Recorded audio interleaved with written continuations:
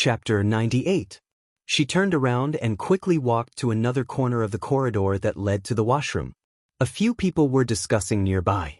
As expected, Shu Yan really returned to the country for President Mo. Only President Mo could make this precious daughter of the Yin family fly over from so far away.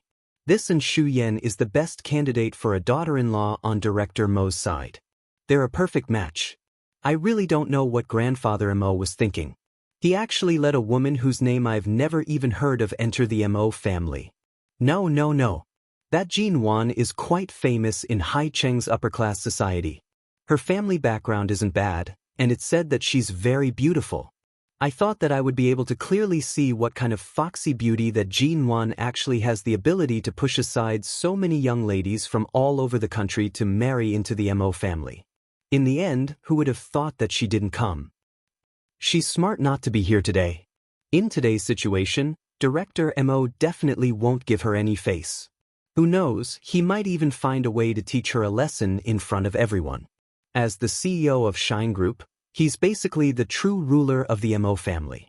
If he wants to keep Shu Yan in the Mo family, today is the best time to make sure that Jin Wan doesn't get away scot-free.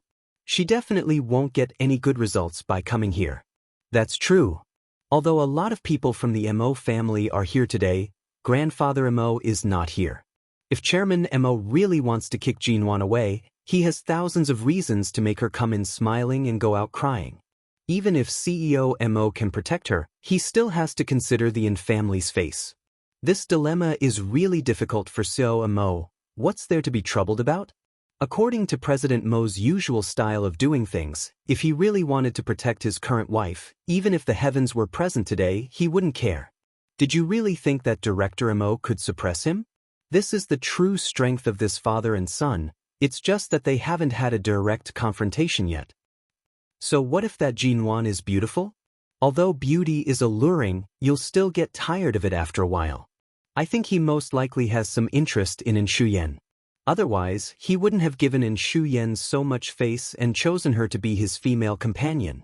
Yes, President Mo has given the Yin family a lot of face today. Could it be that the Mo and Yin families would really come to an end? Then I'll be waiting to see what happens. Do you want to make a bet? I bet that Jin Wan will definitely be kicked out of the Mo family soon, and Shu Yan will naturally become Mrs. Mo. A rational person like President Mo would definitely make the wisest choice. After all, the Yin family is supporting him in the US. As long as he marries Shu Yan, it is equivalent to controlling half of the Chinese economy in the US.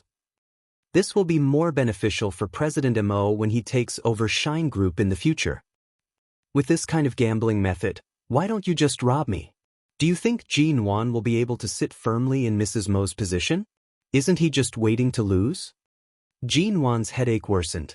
She raised her hand to support herself against the wall. She really could not listen to him anymore. She expressionlessly turned and walked into the corridor. There was no one in the bathroom. She turned on the water and washed her face to wake herself up. Inside the banquet hall, Mo Xiaozi was chatting with people because he had just returned. Suddenly, a figure approached and whispered a few words in his ear. Director Mo, earlier on, we saw that person from the Ji family. The expression on Mo Xiaozi's face changed slightly, but it was fleeting. He looked at the people beside him without batting an eyelid and said coldly in a voice that only they could hear, "She sure has the guts to come. Lock her inside and don't let her out until the banquet is over." After finishing his words, Mo Xiaozi turned his eyes, looking thoughtfully at Mo Jingshan, who was currently surrounded by several Shine Group executives on the red carpet with Shu Yan. CEO Mo, Uncle Mo and my father seem to have finished chatting with the other elders. They're already walking toward us, Shu Yan softly said by Mo Jingshan's side. Mo Jingshan appeared as though he did not hear her words. He received a glass of wine from a waiter by the side, smiling mildly as he conversed with others. His true emotions could not be seen from his brows, but it caused Shu Yan to feel as though he was completely ignoring her. It was a taboo that she could not fathom his thoughts. Shu Yan's father and Mo Xiaozi had already approached. Shu Yan gently tugged on Mo Jingshan's arm, but in reality, she could only tug on his sleeve. From the beginning to the end, Although the two of them entered the banquet together, she was the one who took the initiative to hold on to him and stick to him. Not only did he not give her any response, but whenever there was any physical contact, even if it was just a touch of his hand, he did not give her the chance. Imperceptibly, he maintained an appropriate distance. In the eyes of others, this scene appeared very harmonious. Only Shu Yan knew the distance between her and Mo Jingshen. Jingshen, after Shu Yan arrived in Haicheng, it's all thanks to your care. If it weren't for her following you as her father, I would have long flown over to check on her condition because she's been away for too long. Father chuckled. With Shu Yan by your side, I can still rest assured. Mo Jingshen appeared to have only just noticed the person approaching. He held a glass of wine in his hand, clinking it with Father An's. He smiled elegantly and mildly. Uncle An, you're too polite. Shu Yan has been spoiled rotten by us in America. She should still have a stubborn temper. It's rare for you to give me this face. Father An was in high spirits. From what I can see, although Haicheng's Mo Corporation has only been developing for a few years, it is truly a dark horse in the financial and technology industry. If it continues to develop like this, I estimate that in less than 10 years, it will be able to surpass Shine Group, which has a foundation of nearly 100 years. Father An smiled as he spoke to Mo Shaozi by his side. Youngsters these days are all extraordinary, especially Jing Shen. He hasn't even reached 30 years of age, but his achievements are already extraordinary. To have such a son, it really makes one extremely envious. You're too kind. Mo Jingshen's true emotions were hard to discern. His face was calm and light with a smile. Even if I cultivate for another few decades, I'm afraid I won't be able to compare to even a 10,000th of Uncle An's. Father An laughed, clinking his glass with him again. He then watched as his daughter continued to stand by Mo Jingshen's side, her smile dignified and magnanimous. They were truly a perfect match. Earlier, Jinwan had drunk some wine. After standing in the bathroom for a long time, she chose to open a door and enter.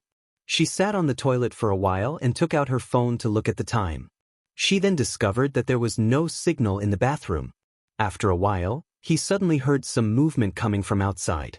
It was a rustling sound. Chapter 99. Jinwan's entire body trembled. In the darkness and slightly damp bathroom, the surroundings were quiet and empty. She could vaguely hear the sound of water dripping. In the darkness, drop by drop, it caused one's heart to tremble. Also, what was that sound outside? It seemed to be very close. There was a sneaky movement. Jinwan reached out to push the door open but was surprised to find that the door could not be opened. Every single door in the bathroom could only be locked from the inside.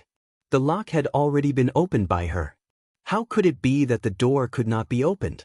A sense of unease suddenly rose in her heart. She raised her hand and knocked hard on the door, yelling, "Is anyone there?" It was impossible for the lights to break so coincidentally. The King's Court Hotel was a top-notch, high-class place, and it was hosting VIPs from America tonight. The staff here would definitely check every corner properly. There could not be a single mistake. Furthermore, the door was obviously locked from the outside. This could only mean that it was done by someone. Who exactly was it? Sheng Yihan definitely could not have done this. Bringing her here and then locking her up was contradictory. There was no motive, so it could not be him. Earlier, she had been hiding in the shadows in the banquet hall and did not meet anyone from the Mo family. No one should have noticed her, nor did she meet anyone who had a grudge with her. To be able to do such a thing in the heavily guarded King's Court Hotel, it was definitely not simple.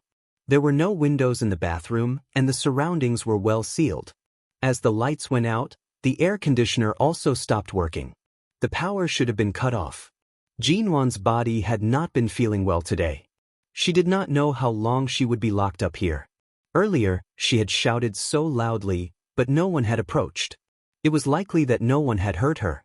She gradually took a step back, closing the toilet lid and sitting on it to conserve her energy. She picked up her phone. The light on the screen gave her some sense of security. She was brought here too suddenly by Sheng Yihan. She did not have time to charge her phone. Right now, it only had 4% battery. There was no signal and the battery was almost out. She repeatedly turned on her phone, watching the time pass. Until the phone screen automatically darkened. At the banquet, Mo Jingxin and Mo Xiaoze chatted for a while. At this moment, Shu Yan had already been called to the side by father. The father and daughter conversed softly. Not long after, father and Shu Yan came back. Mo Jingxin turned around, his voice heavy as he spoke to father. I remember that when Shu Yan was young, she was engaged to the eldest son of the Wilson family. Later on, because their family moved to England, they never mentioned this matter again. The smiles on father and Shu Yan's faces instantly froze. Mo Jingxin smiled mildly.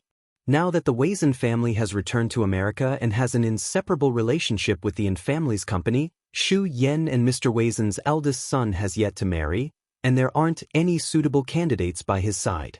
In my opinion, why don't our Mo family act as the matchmaker and facilitate the marriage between the two families? And Shu Yan's complexion was slightly pale.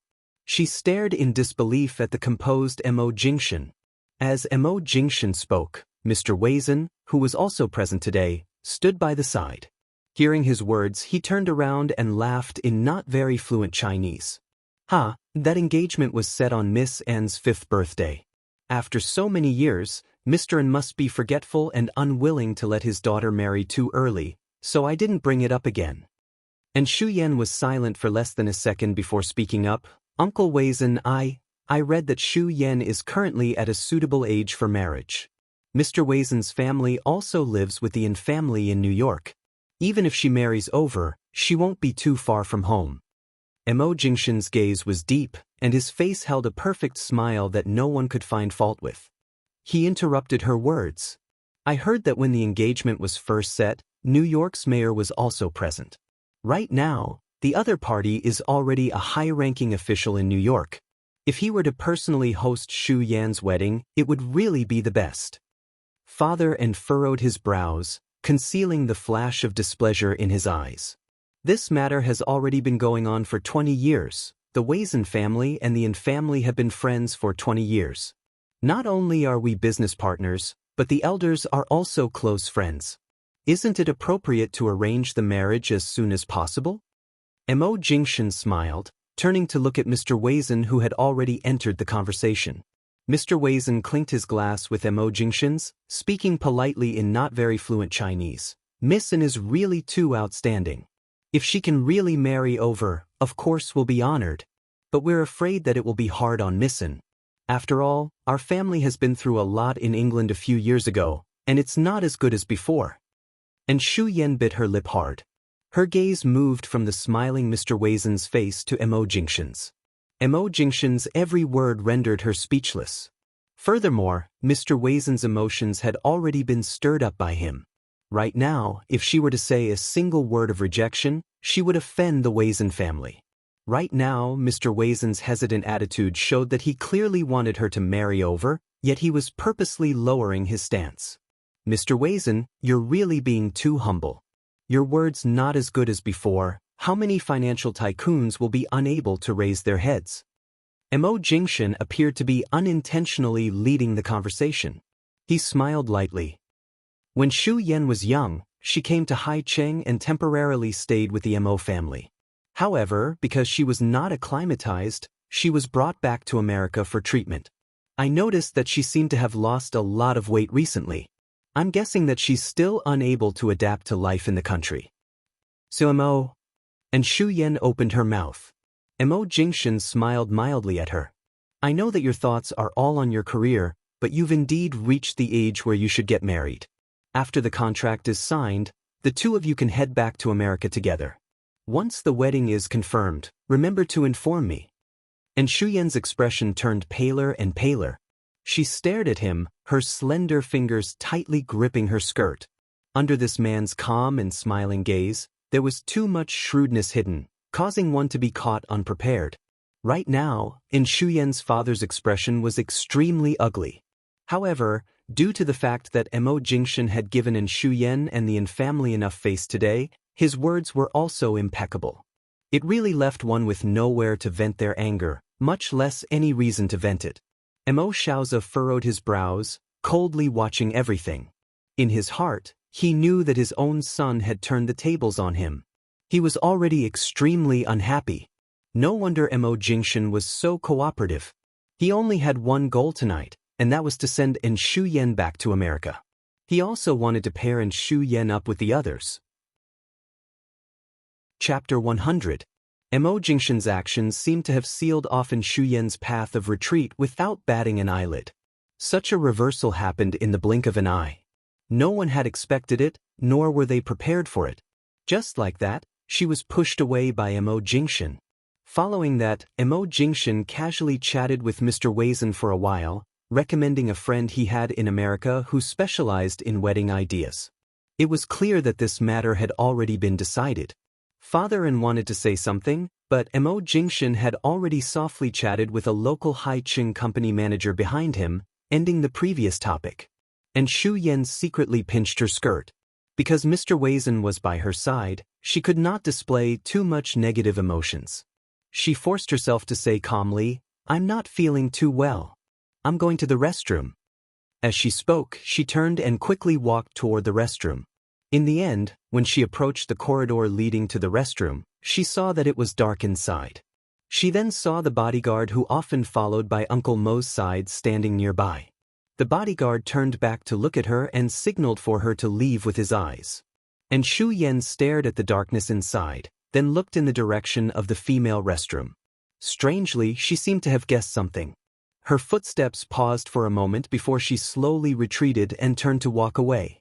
It was only when Shu Yan's footsteps staggered in another direction from the back of the crowd that Mo Jingshan raised his eyes and noticed a flash of nervousness on her face. Although she hid it well, he could still sense that something was amiss. Right now, Shu Yan's hands and feet were cold. Her eyes were dim as she followed the staff down to the second floor. From the day Mo Jingshan told her to leave the Mo Corporation in 4 days, she knew that once he made up his mind, there would be no turning back. Originally, she had wanted to take advantage of the cooperation with Shine Group to stay by his side for a while longer.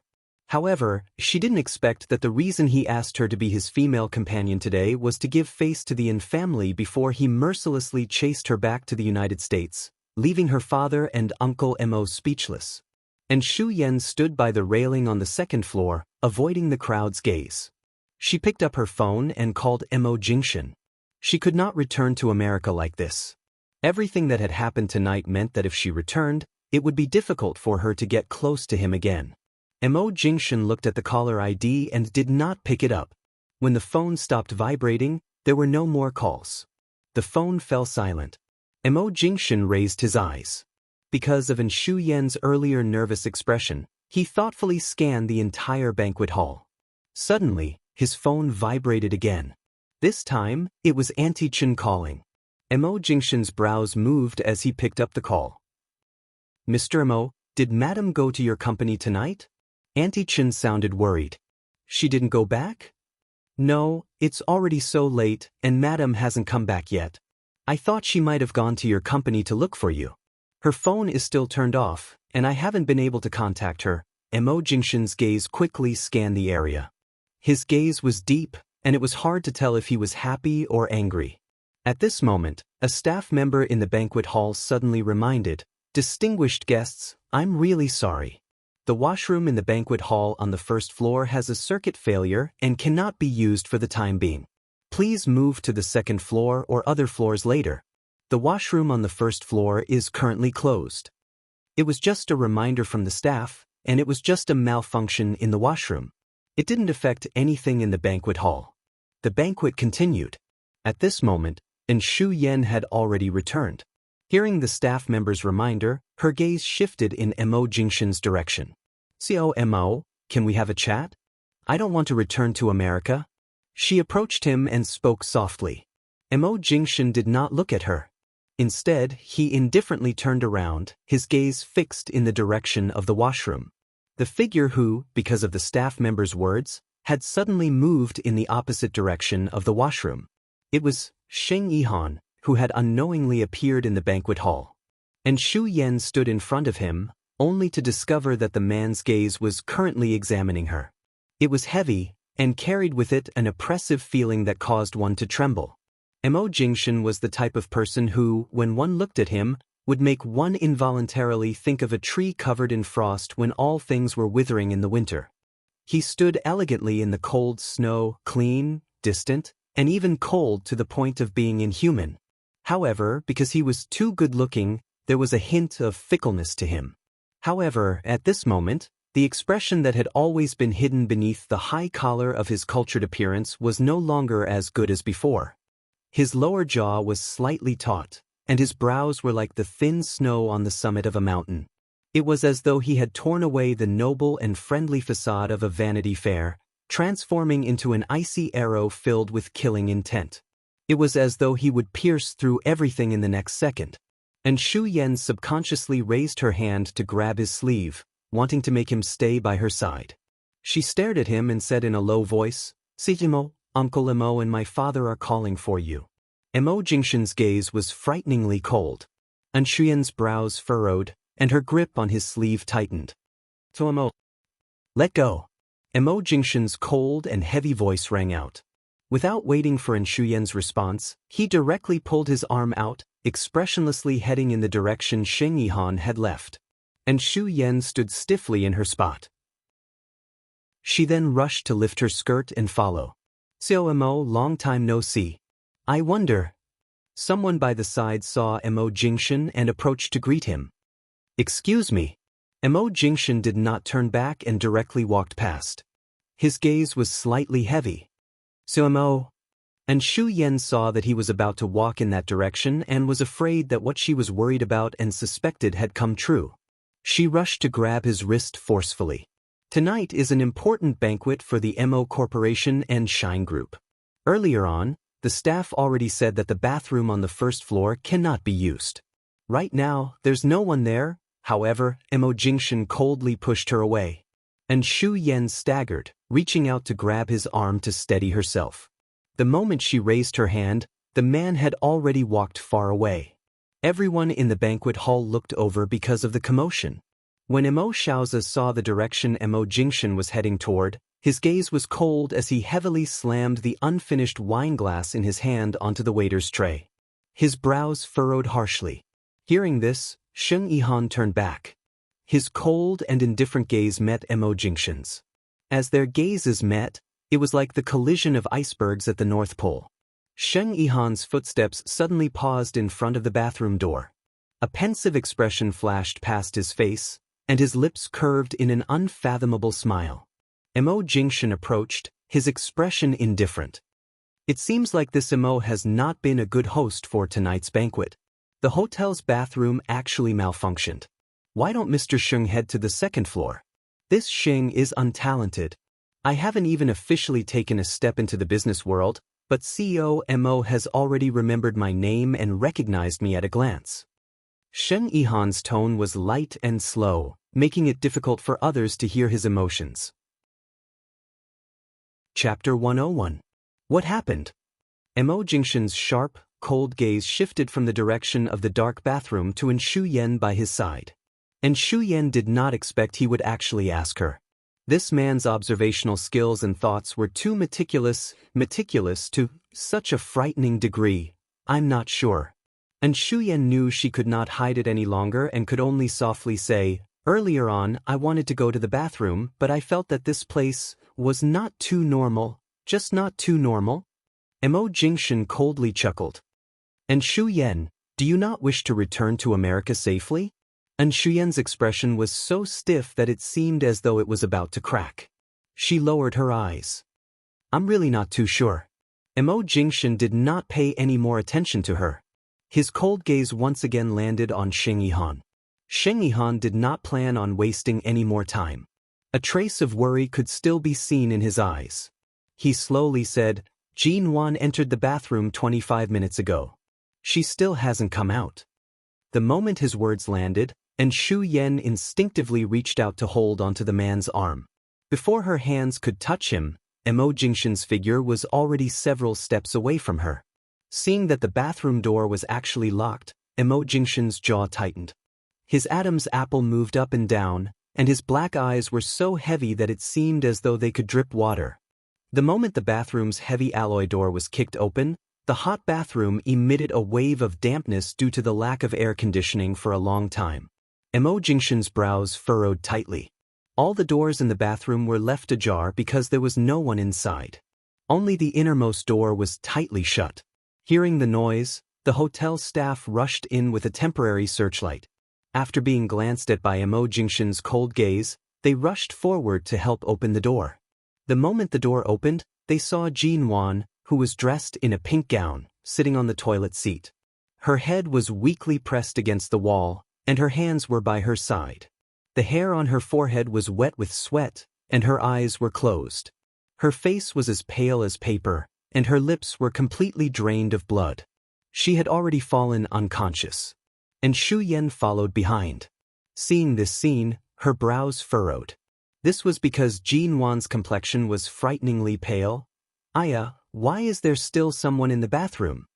The staff members who were not involved in this matter stood at the side in shock and whispered, "How long has he been unconscious? Hurry up and call the doctor, don't let anything happen to him." Before the staff member had finished speaking, Mo Jingshan had taken off his suit coldly and carried Jin Wan out. She was cold, and her dress was damp from the suffocation. He wrapped half of her body in his suit, which still contained his body heat, and quickly carried her up. The moment he walked out of the restroom, Mo Xiaoza was already standing outside the door with a frosty expression. Xiao Su's coldness flashed across Mo Jingshan's eyes. Without hesitation, he carried Jin Wan and quickly walked past him. When he passed by Shen Mu, who was rushing over, he coldly said, "Call Qin Siding and have him scram over here immediately." Shen Mu was still confused, not knowing what had happened. When he saw Jin Wan's pale face, he rushed to nod. "I'll inform Dr. Qin immediately." As soon as he finished speaking, he turned around and saw Sheng Yihan standing at the back of the crowd with a thoughtful look on his face. Shen Mu thought to himself, "Isn't there a ready-made doctor in front of me?" An orthopedic doctor was still a doctor, however he did not dare to say these words right now. Otherwise, he would not even know how he died. Even if the most eye-catching people tonight were Shine Group and Mo Xiaoza, the true head of the Mo family, Mo Jingshan's existence in Haicheng could not be ignored. Although he rarely appeared at such banquets and kept a low profile, causing people to be unable to figure out his private life, Mo Jingshan's status in the business world was truly not to be underestimated. Anyone who was involved in the business world, regardless of whether it was in the country or abroad, would definitely pay attention to his every move. Everyone in Haicheng knew that Mo Jingshan's personality was cold and aloof. He was difficult to approach. Aside from his immediate family and friends, no one could easily interact with him. Most people only dared to approach him to exchange pleasantries. To receive a polite smile from him was already considered an honor. A few months ago, there were even rumors that after Mo Jingshan's marriage with the Ji family, he and his new wife, Jin Wan, did not have any relationship. Most insiders believed that he would definitely divorce and marry someone else. However, at this moment, in the bright and resplendent banquet hall, everyone stared at this scene in shock. Mo Jingshan's usual calm and composed expression changed. His brows were cold and threatening. Not only was it rare to see such a clear expression of coldness and anger on his face, they also saw him carrying a woman dressed in a pink gown through the banquet hall with quick steps. Furthermore, this woman was actually the Mrs. Mo who had been rumored by the media to be thrown into the cold palace, Jin Wan. Most of the people present recognized Jin Wan's face, which was so beautiful that it could make even the heavens angry. However, her usually bright complexion was currently excessively pale. And Shu Yan, who had just been the subject of discussion about the possibility of marrying into the Mo family, followed closely behind him with a dark expression on her face. However, she seemed to be completely ignored by him, and he did not even spare her a glance. CEO Mo and Shu Yan followed closely behind Mo Jingshan. "Mrs. Mo's gown needs to be changed. I brought a spare set of clothes over. Let me help her change. There's no need." Mo Jingshan's gaze was so cold that it could instantly freeze water into ice. And Shu Yan's footsteps instantly froze. Her expression finally could not hold it in any longer. The guests in the banquet hall were shocked that Mo Jingshan would actually be angered to such an extent for Jin Wan. He did not even give Shu Yan the slightest bit of face. The news that Shu Yan was about to marry into the Mo family was instantly destroyed by Mo Jingshan. After making the call, Shenmu turned back to see Mo Xiaozi approaching with a dark and cold expression. Director Mo, Shenmu respectfully nodded toward him. Mo Xiaozi angrily said, "Since she fainted, just send her to the hospital. Why did you call Qin sighting over at the hotel? Do you think the commotion here isn't big enough? Are you afraid that the guests won't be able to see enough?" Shen Mu was silent for several seconds before seriously saying, "I'm sorry, Director M. I've always been by Xiao Mo's side. I'm used to listening to his orders." Mo Xiaozi coldly narrowed his eyes. Shen Mu continued, "Right now, most of the doctors in the nearby hospitals have already left work. There are only emergency doctors and doctors on duty. Everyone in Haiqing knows about Dr. Qin's medical skills. So Mo definitely has his own considerations for calling him over. Furthermore, the banquet hasn't ended yet. If Xiao Mo directly abandons all the guests and leaves, it might cause more people to feel uncomfortable." Mo Xiaozi's expression was ugly as he stared at him. Shenmu did not wait for him to speak and politely and respectfully nodded toward him. "Dr. Qin has already driven over here. I'll wait for him at the door." Chapter 102.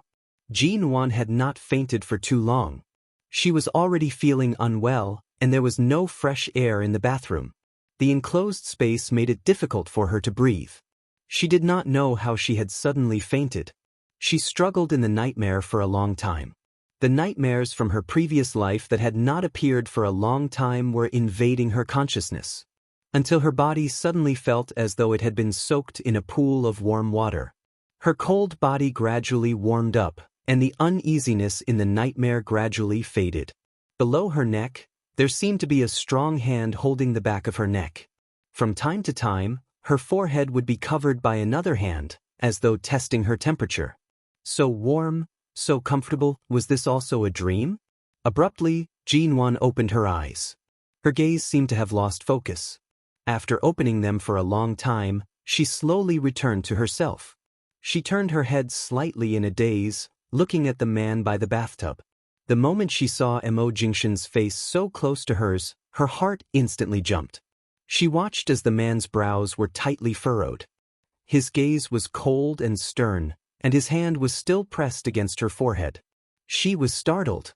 She saw that his suit was thrown on the ground not far from the bathroom. The buttons on his shirt were undone from time to time, and his sleeves were rolled up, revealing his wrists. However, because he had been using both hands to hold her in the bathtub to prevent her from choking, his sleeves were more or less soaked. However, he did not seem to mind. His gaze was heavy, causing her to tremble uncontrollably. For a moment, Jin Wan could not wrap her head around it. Wasn't she locked in the bathroom? Didn't he not notice that she had come to this banquet? How could it be? She suddenly woke up, and she was right in front of him.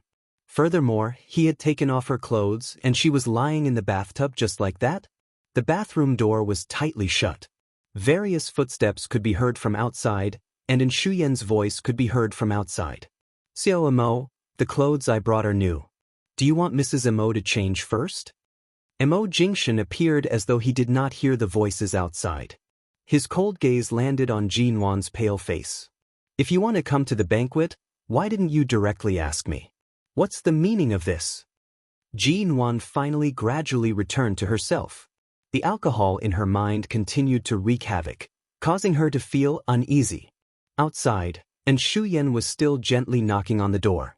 Jin Wan was silent for a moment before smiling faintly. Her eyes were a little misty from intoxication. "You can come together with Shu Yan. Why can't I find someone else?"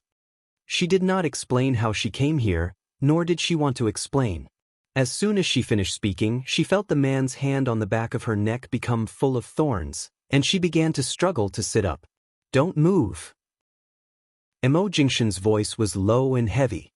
His gaze was clear and indifferent as he pressed down on her. Earlier on, the bathroom was damp and humid. "Your body temperature is too low. Soak in the hot water for a while longer." I'm fine now. Maybe it was just some difficulty breathing before, but I'm much better now. Jin-Wan spoke unhurriedly and sat up in the bathtub. She raised her hand to push his hand away, but he held her wrist instead. She struggled again, but to no avail. She could only look up. I said I'm much better now. She raised her voice. She saw that the man's gaze was fixed on her, not allowing her to avoid him at all. Jin-Wan tried hard to calm herself down, but she was still slightly dizzy from the alcohol. I didn't come tonight on purpose.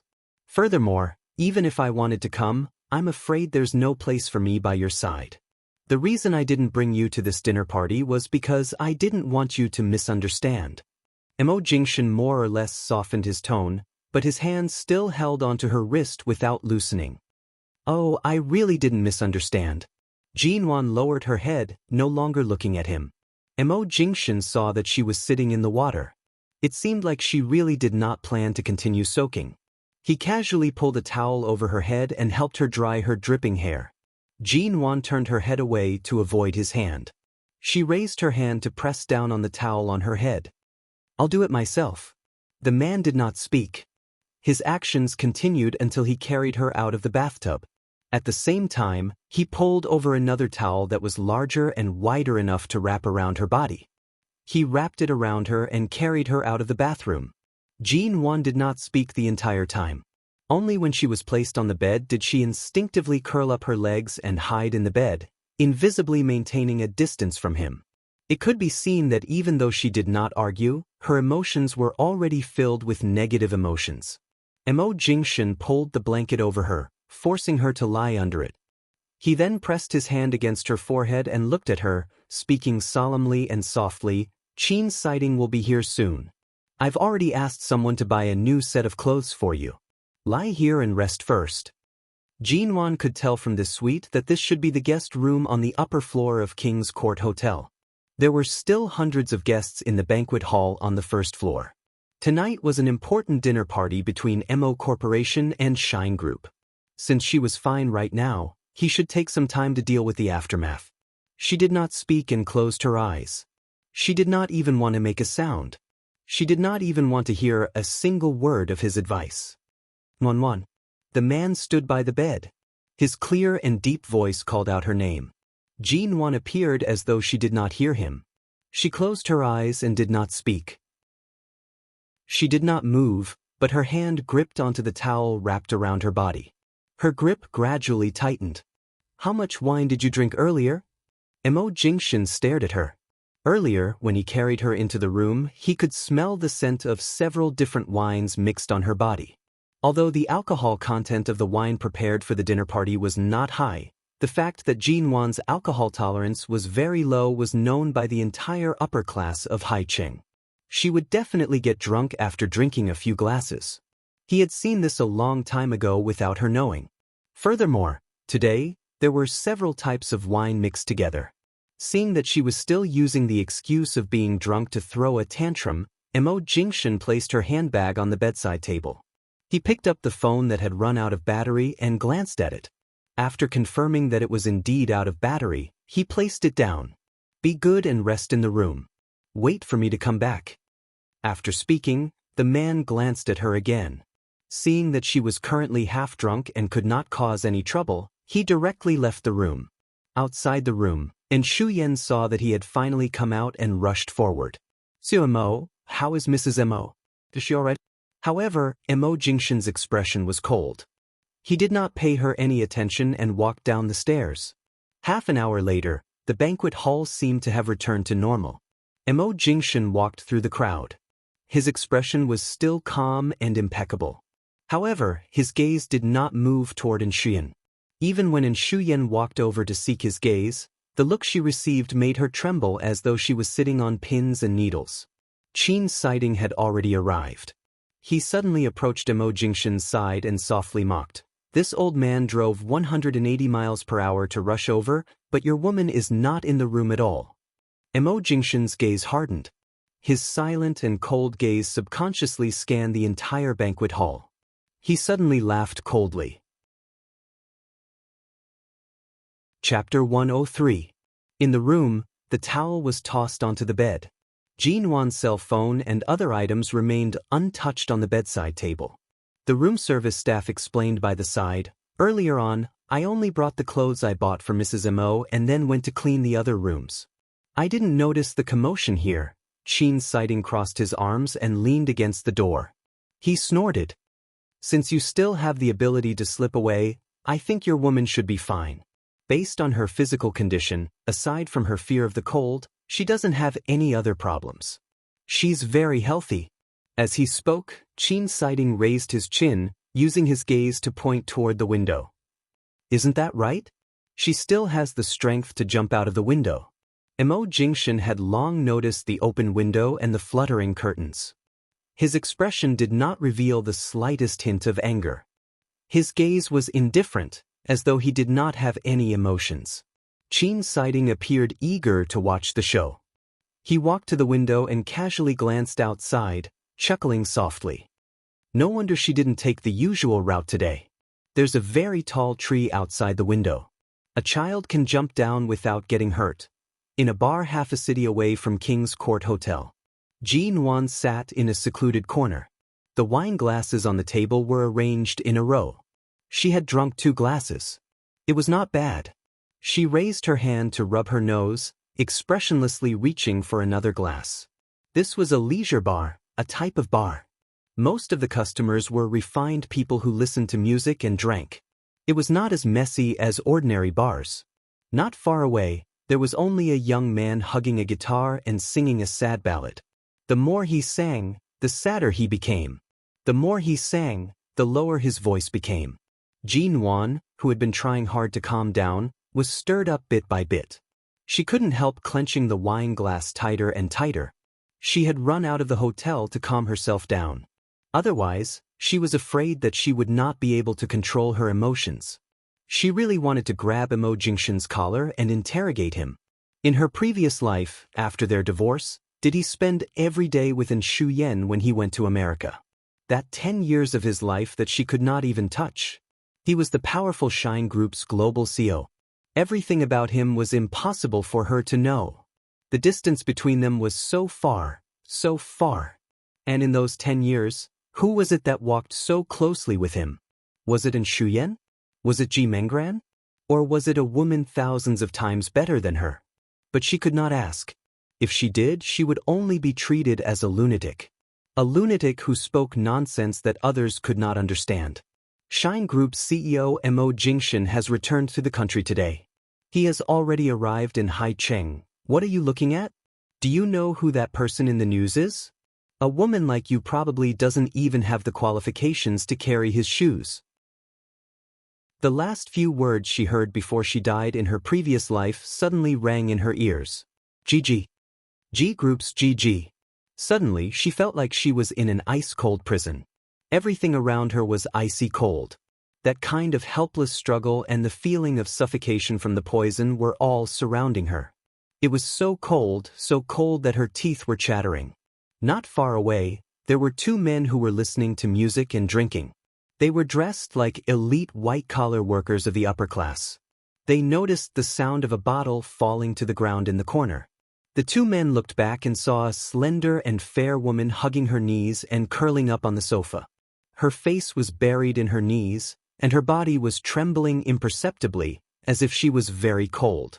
"Miss, are you all right?" The 2 men walked over, asking in concern. Jean Wan clenched her fists. She raised her eyes. The moment they saw her face, the 2 men were stunned. After a long while, they said in surprise, "Miss Ji?" Although Jean Wan had drunk, she could recognize them. They seemed to have worked with the Ji family's company. It didn't matter who they were, she couldn't be bothered to think about it.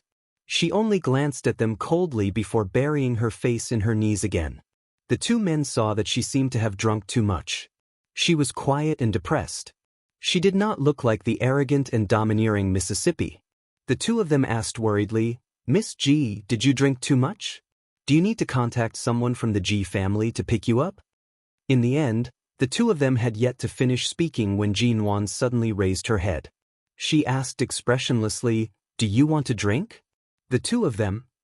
To be able to sit and drink with the G family's miss, It was truly a blessing of 3 lifetimes, all right? Who would refuse? Even if it was just drinking, this was definitely a huge temptation to men. Furthermore, they could take the opportunity to curry favor with the Ji family. Only a fool would refuse. Half an hour later, Jinwan's eyes were no longer red. Her sad mood was also gone. She began to speak in all sorts of smiles. She clinked glasses with the two of them, and as she drank, she raised her hand and pointed at the people singing in the stands not far away. Let me tell you, I've turned over a new leaf. If it was in the past, if I saw such a handsome and good singer in a bar, I would definitely go and tease him. Also, she smiled and narrowed her eyes. She raised her finger and pointed in a circle. Do you know who the boss behind this bar is? Let me tell you. As Jinwan spoke, she raised her finger and placed it by her lips. Her eyes were hazy as she giggled. The boss here is, I'm sorry, she can't drink anymore. The wine that was about to reach Jinwan's lips was suddenly intercepted by a hand. Mo Jingshan's expression was as heavy as water. He pulled Jinwan, who was sitting paralyzed on the sofa and giggling foolishly, into his arms. He did not look at the two people's awkward and bewildered expressions as they realized who he was. He half-dragged, half-carried her up. He even kicked the coffee table in the middle of the sofa away and directly brought Jinwan away. Jinwan, whose brain had been completely washed by alcohol, was completely unaware of what had happened. She even waved at the passing waiter, vainly trying to get another glass of wine to drink. I still want to drink. You're already this drunk after just a few glasses. Do you think you'll ever have the chance to touch this in this lifetime? Mo Jingshan's expression was heavy as he brought her out of the bar. His hand forcefully wiped Jinwan's face, wiping away the wine stains on her lips. As he wiped, Jinwan dodged, refusing to cooperate at all. Be more obedient. His tone was low and filled with anger. At this moment, a white luxury car that had been quietly parked on the opposite side of the road started its engine and drove away. Mo Jingshan watched as the car left. His gaze instantly turned bone-chilling. He then glanced at Jinwan, who was disobediently trying to struggle out of his hands. Chapter 104. She remembered that she was brought out by Sheng Yihan.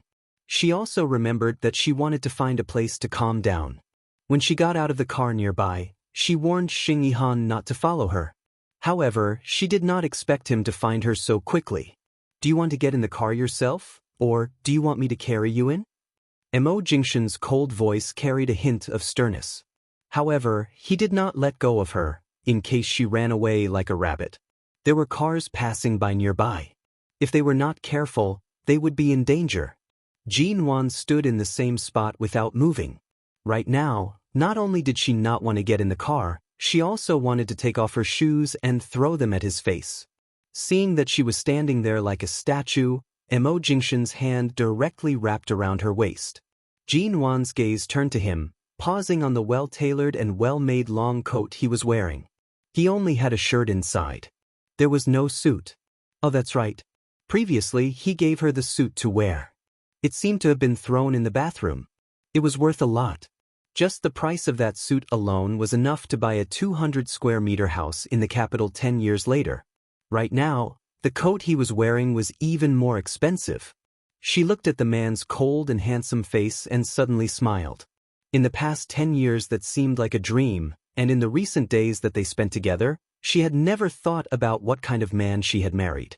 How high was he that even Jinwan was not worthy of him? How good was he to make her go from a firm goal in the beginning to a stage where she was gradually afraid of losing him? Jinwan stared at him, using a voice slightly hoarse from the alcohol to ask, "Is the banquet over?" "Not yet." Since she asked, he answered, but his tone was slightly heavy. Jinwan's heart ached. She lowered her head. "Then go back. I just want to come out to calm down. I don't want to hold you up." "Calm down? You jumped out the window and ran so far to drink just to calm down?" Mo Jingshan's hand around her waist was almost pressing her into his body. It was slightly heavy and it hurt slightly. Jinwan furrowed her brows and pushed him. "We are on the street. There are cars passing by. Be careful." Go back to the banquet. I'll take a taxi back to Aolan International. As she spoke, she suddenly used force to push the man away. Jinwan turned around and really reached out to hail a taxi. So, the man's deep and cold voice rang out. Jinwan acted as though she could not hear him. She ignored him, her hands still reaching forward. It was only when a taxi approached and was about to stop in front of her that her waist and wrist suddenly tightened. The world spun around her as Emo Jingshan pushed her into the car he had driven over by the roadside. It wasn't the business car he had taken to the King's Court Hotel tonight, but the black ghost that she was very familiar with. Her back bumped hard against the car door. Although it was not painful, Jinwan instinctively put on a defensive look. Before she could speak, Emo Jingshan bent down and kissed her on the lips. There was only a faint taste of champagne in his mouth. It was mellow and pleasant, and his unique, cool aura caused Jinwan's mind to feel as though a string that had been stretched taut suddenly snapped. She suddenly raised her hand to push him away, but he pressed both her arms against the car door. It was a very forceful press. His wrist was almost broken by him. She had never seen Emo Jingshan with such a temper. Jinwan hadn't thought it through before. At this moment, she roughly understood why Emo Jingshan had never been affected by Ji Mingran's indirect attacks. It was probably because he had known many things about her and her past since a long time ago. So, was it because of Xing Yihan? She had yet to do anything with him because of An Shu Yen. What right did he have to have a temper? She did not know when this kiss would end. The cold wind blew past. Jinwan was trapped between his chest and the car. Because of him, she could not feel the cold air. Finally, her legs began to weaken. Emo Jingshan placed a hand on her waist, supporting her weak body that was about to slip. Jinwan's drunkenness had yet to dissipate. She was kissed until her vision was blurry and she could not speak. She could only hear the man's clear voice by her ear. I haven't even settled the debt with you, and you've already given me a good show of jumping out of the window. Jinwan, you've grown up. Jinwan abruptly raised her head. The car door was abruptly opened, and her entire body was pushed inside. Her body fell onto the seat without any resistance. She scrambled to sit up, but he had already walked around the car and sat in the driver's seat. He locked the door and did not give her a chance to alight. Emo Jingshan, can anyone throw a temper? I came out to drink because I was in a bad mood. It's not like I fought or threw a tantrum. What right do you have to treat me so harshly? Jinwan turned around and shouted at him. Her breathing was hurried, and her chest was heaving. She glared at him. Emo Jingshan was neither cold nor warm. You should be thankful that the one drinking with you earlier wasn't that illegitimate son of the Sheng family. Otherwise, I'll let you know what it means to truly go overboard. He directly drove the car away. However, not long after, Jinwan felt a wave of nausea from drinking too much tonight. She raised her hand to her mouth as though she was about to vomit. Emo Jingshan stopped the car and finally unlocked the car. Jinwan rushed to push open the door and staggered out of the car. She squatted by the side of the road and retched. She had not eaten anything tonight. Apart from alcohol, there was nothing else she could vomit. Her throat was burning. Her heart was uncomfortable and her entire body was uncomfortable. Sensing the man's approach, Jinwan squatted by the side of the road and said weakly, If I take the car again tonight, I'll definitely vomit again. My stomach isn't feeling well. Go back to the banquet first. Don't worry about me. Before she could finish her words, the man abruptly lifted her up by the waist. The moment Jinwan's feet and body left the ground, her two hands instinctively grabbed his collar. Her half-drunk, half-awake eyes met Emo Jingshan's that were as deep as the sea. How can I not care about you? The man's voice was low and indifferent. There was a hint of helplessness in his tone toward her current state.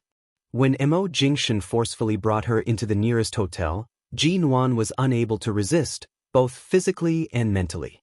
On one hand, she really did not want to take the car again. Her stomach was filled with alcohol, and her stomach was churning with the urge to vomit. On the other hand, when she came out, she did not bring her bag, money, or cell phone. If she was really left here, she would most likely only be able to sleep by the roadside. Even if she was drunk, she could still understand the logic of being under someone else's roof. Furthermore, under Mo Jingshan's diamond and gold-rimmed roof, there was no way she would court death. Chapter 105. Jean Wan abruptly took a step back. Her expression was solemn, as though saying, "I want to keep my distance from you."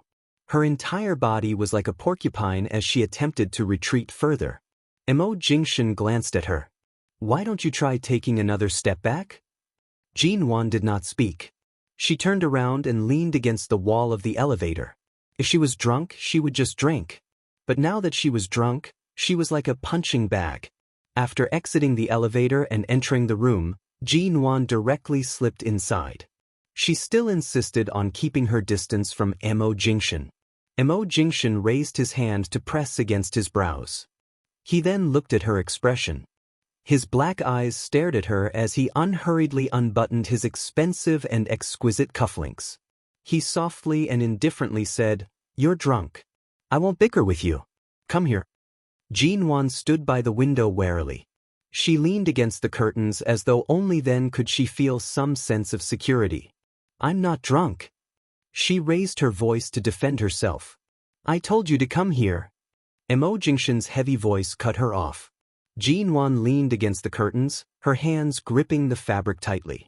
Her gaze landed on her toes as she softly emphasized, "I said I'm not drunk, so I'm not drunk. Mo Jingshan, you can't rely on my good temper to stop me from finding a quiet place to stay. Besides, your temper is good?" Mo Jingshan smiled imperceptibly. Jean Wan, wasn't her current temper good enough? "You're not drunk?" He coldly smiled again. Jean Wan, she did not care. In any case, she was not drunk. "All right. Since you're not drunk, let's have a good chat about tonight's matters." Mo Jingshan's low and cold voice approached. Jean Wan watched as he approached and subconsciously leaned against the window behind her. "If you take another step back, that window that isn't tightly closed will open. This is the 18th floor. Do you want to fall?" He spat out each word without any warmth. Jean Wan's heart skipped a beat. Earlier on, she felt a cold breeze on her back. She turned back to see that the window behind the curtains was indeed not tightly shut.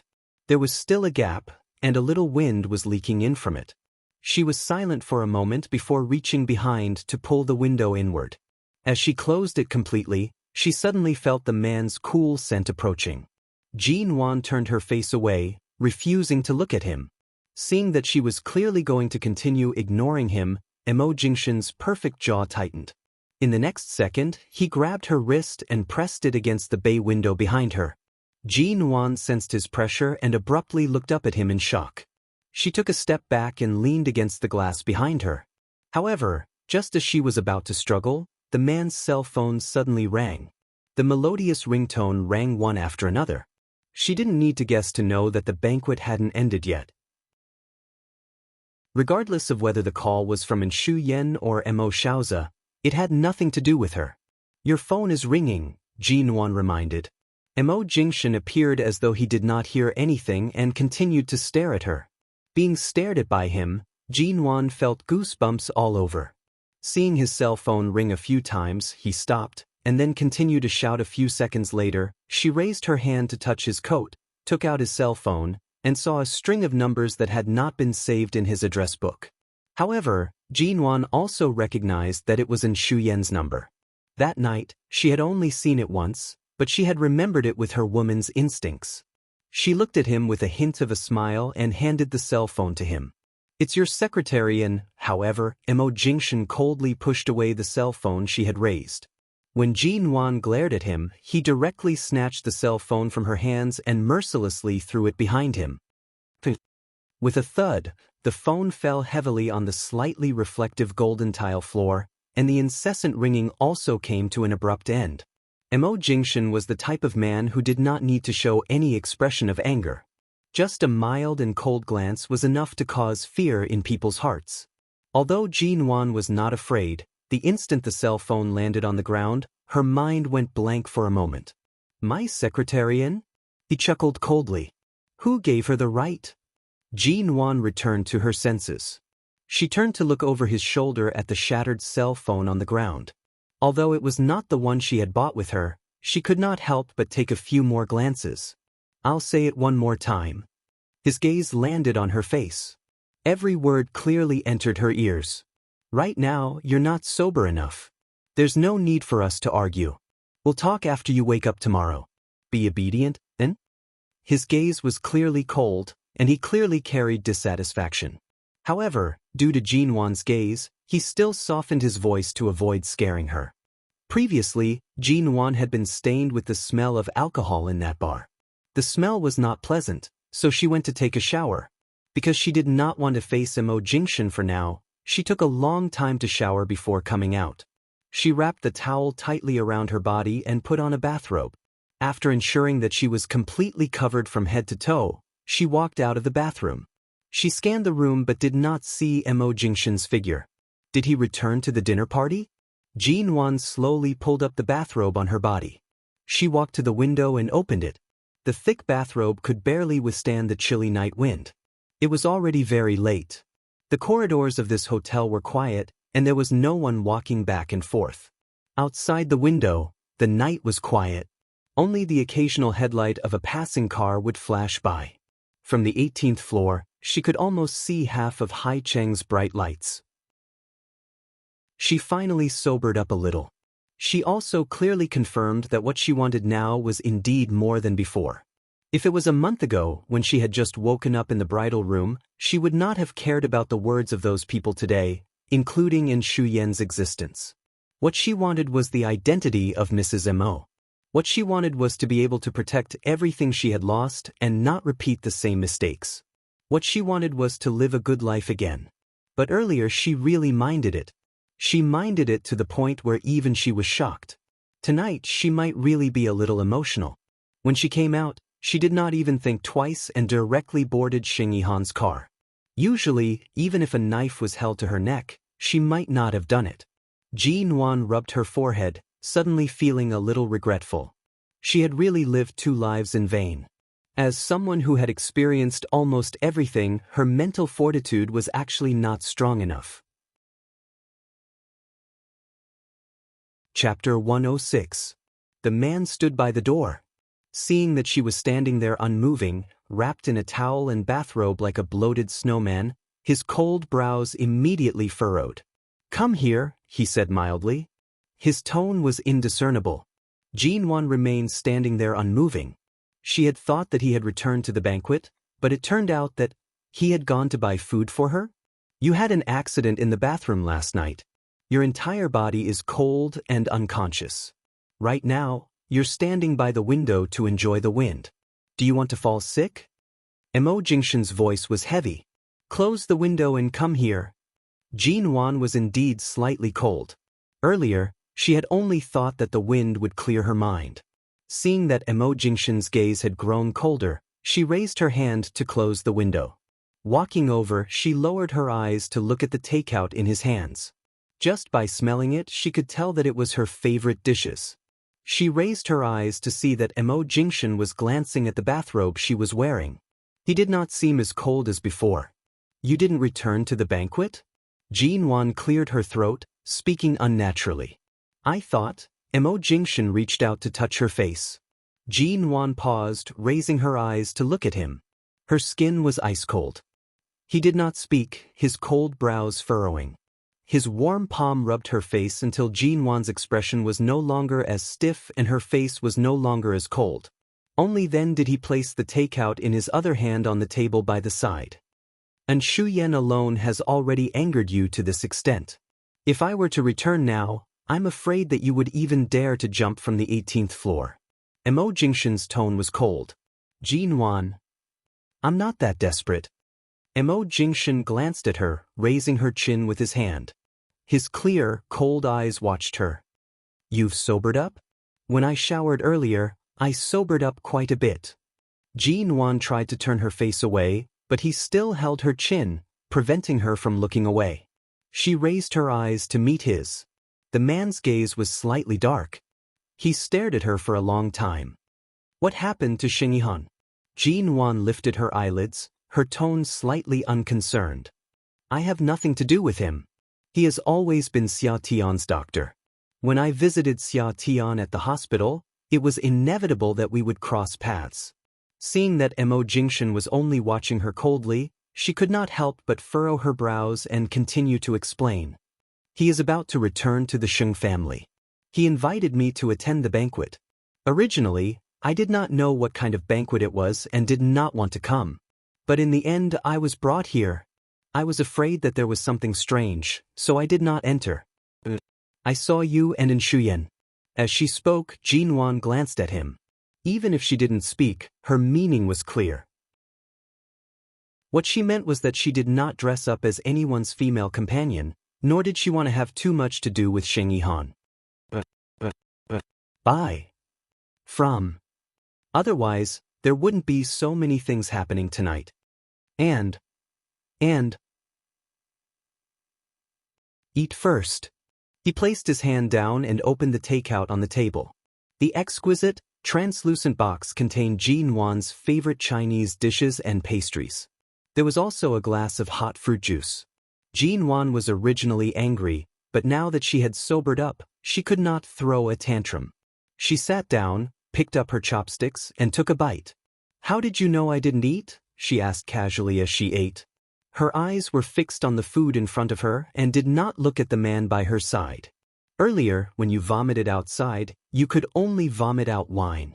If I can't tell, how can I be your husband?" Mo Jingshan saw that she was still tactful. He saw that she knew not to make things difficult for her body and stomach. His tone softened and was no longer as cold. Jinwan's mouth was still full of food. She paused and suddenly used her chopsticks to poke at the rice. She mumbled, "So you still know whose husband you are?" Mo Jingshan's brows moved. He rubbed her head as though comforting her and chuckled softly. Hearing that he was actually laughing, Jinwan forced herself to swallow the food in her mouth. She raised her head and glared at him. "Mo Jingshan, even if I'm sober, it doesn't mean that my anger has dissipated. You can still laugh? So, are you feeling wronged?" He was still smiling, his finger already touching her angry brows. She was not wronged. She was angry. Mo Jingshan was the only legitimate successor of the Mo family. He was also the most favored successor. As long as he nodded his head, no one could stop him from obtaining everything. Furthermore, the Mo family's foundation had always been stable. There was no need for the in-family support. It was still a giant among the American Chinese businesses. Their position would not be shaken in the slightest. No matter how she thought about it, the relationship with the in-family was just a mutually beneficial one. Everything was just Mo Jingshan's father's one-sided wish. However, those people made it sound as though Mo Jingshan not marrying Shuyan was his loss. Which woman would not be angry after hearing this? To prevent this little woman from being filled with anger, Mo Jingshan sat by her side and placed the cup of hot fruit juice in front of her. His voice was clear and heavy as he patiently explained, "Do you still remember my promise to let secretary and return to America in a week?" Jinwan choked for a moment.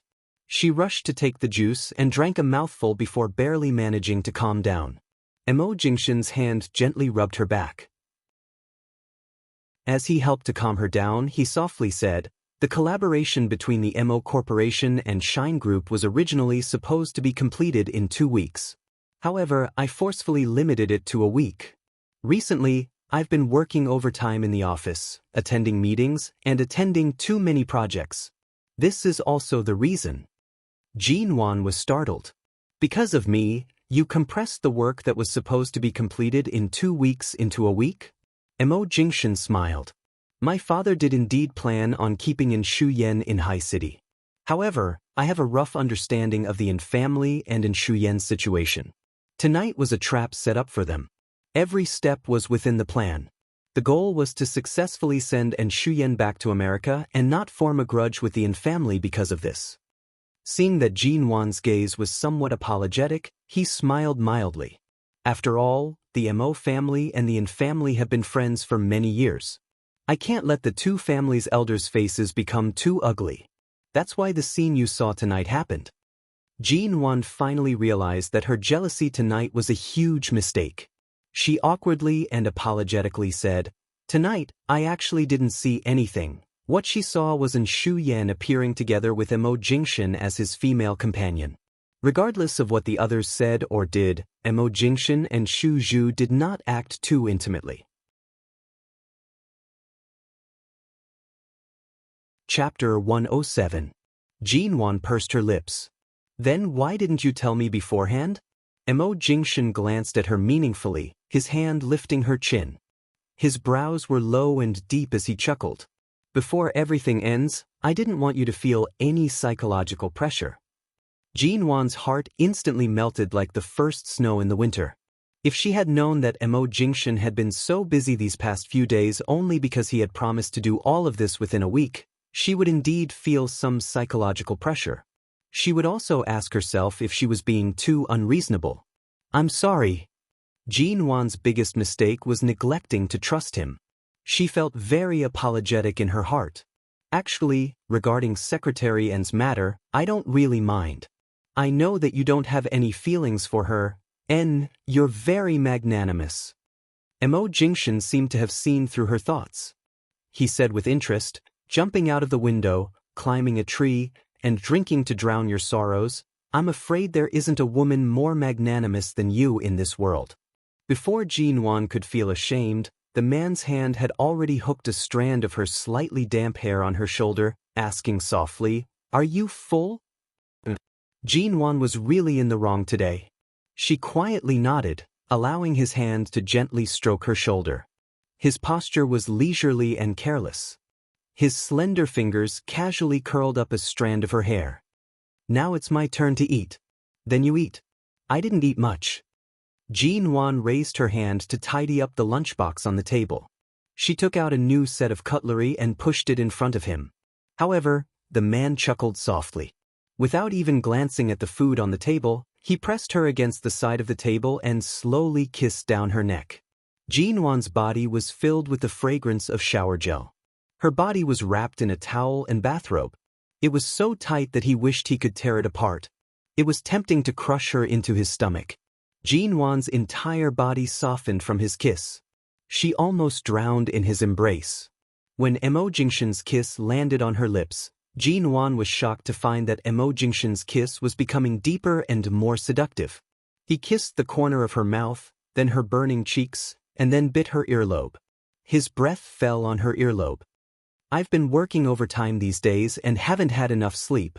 How are you going to make it up to me? Jinwan leaned against his shoulder, feeling the heat of his body. As the sensitive spot by her ear was stimulated again and again, she softened in his arms.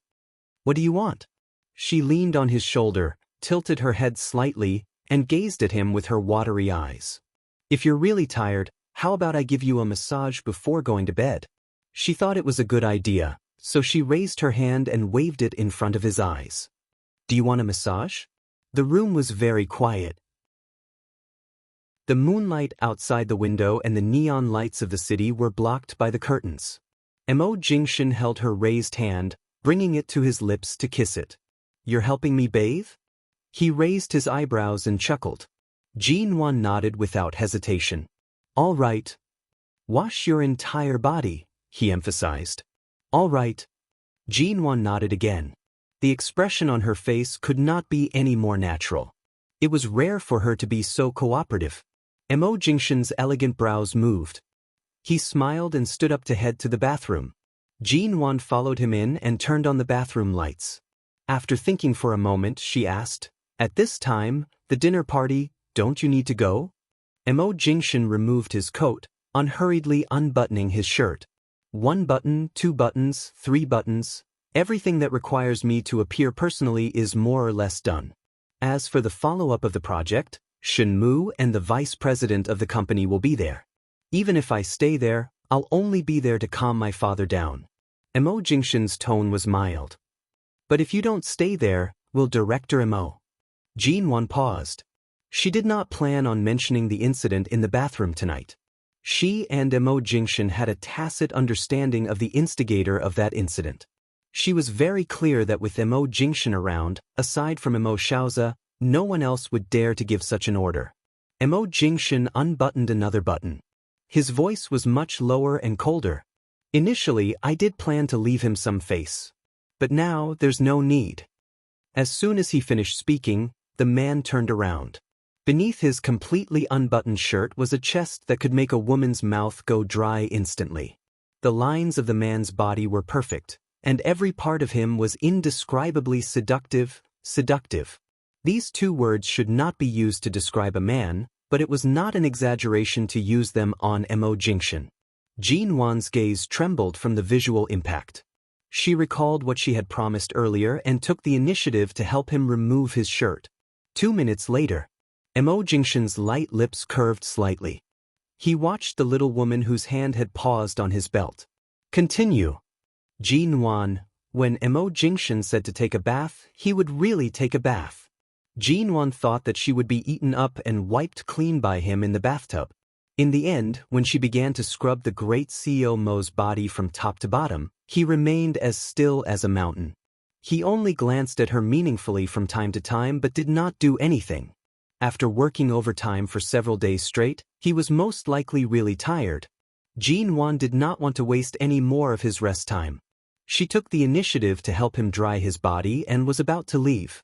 However, Mo Jingxian suddenly held onto her waist and pulled her into his embrace.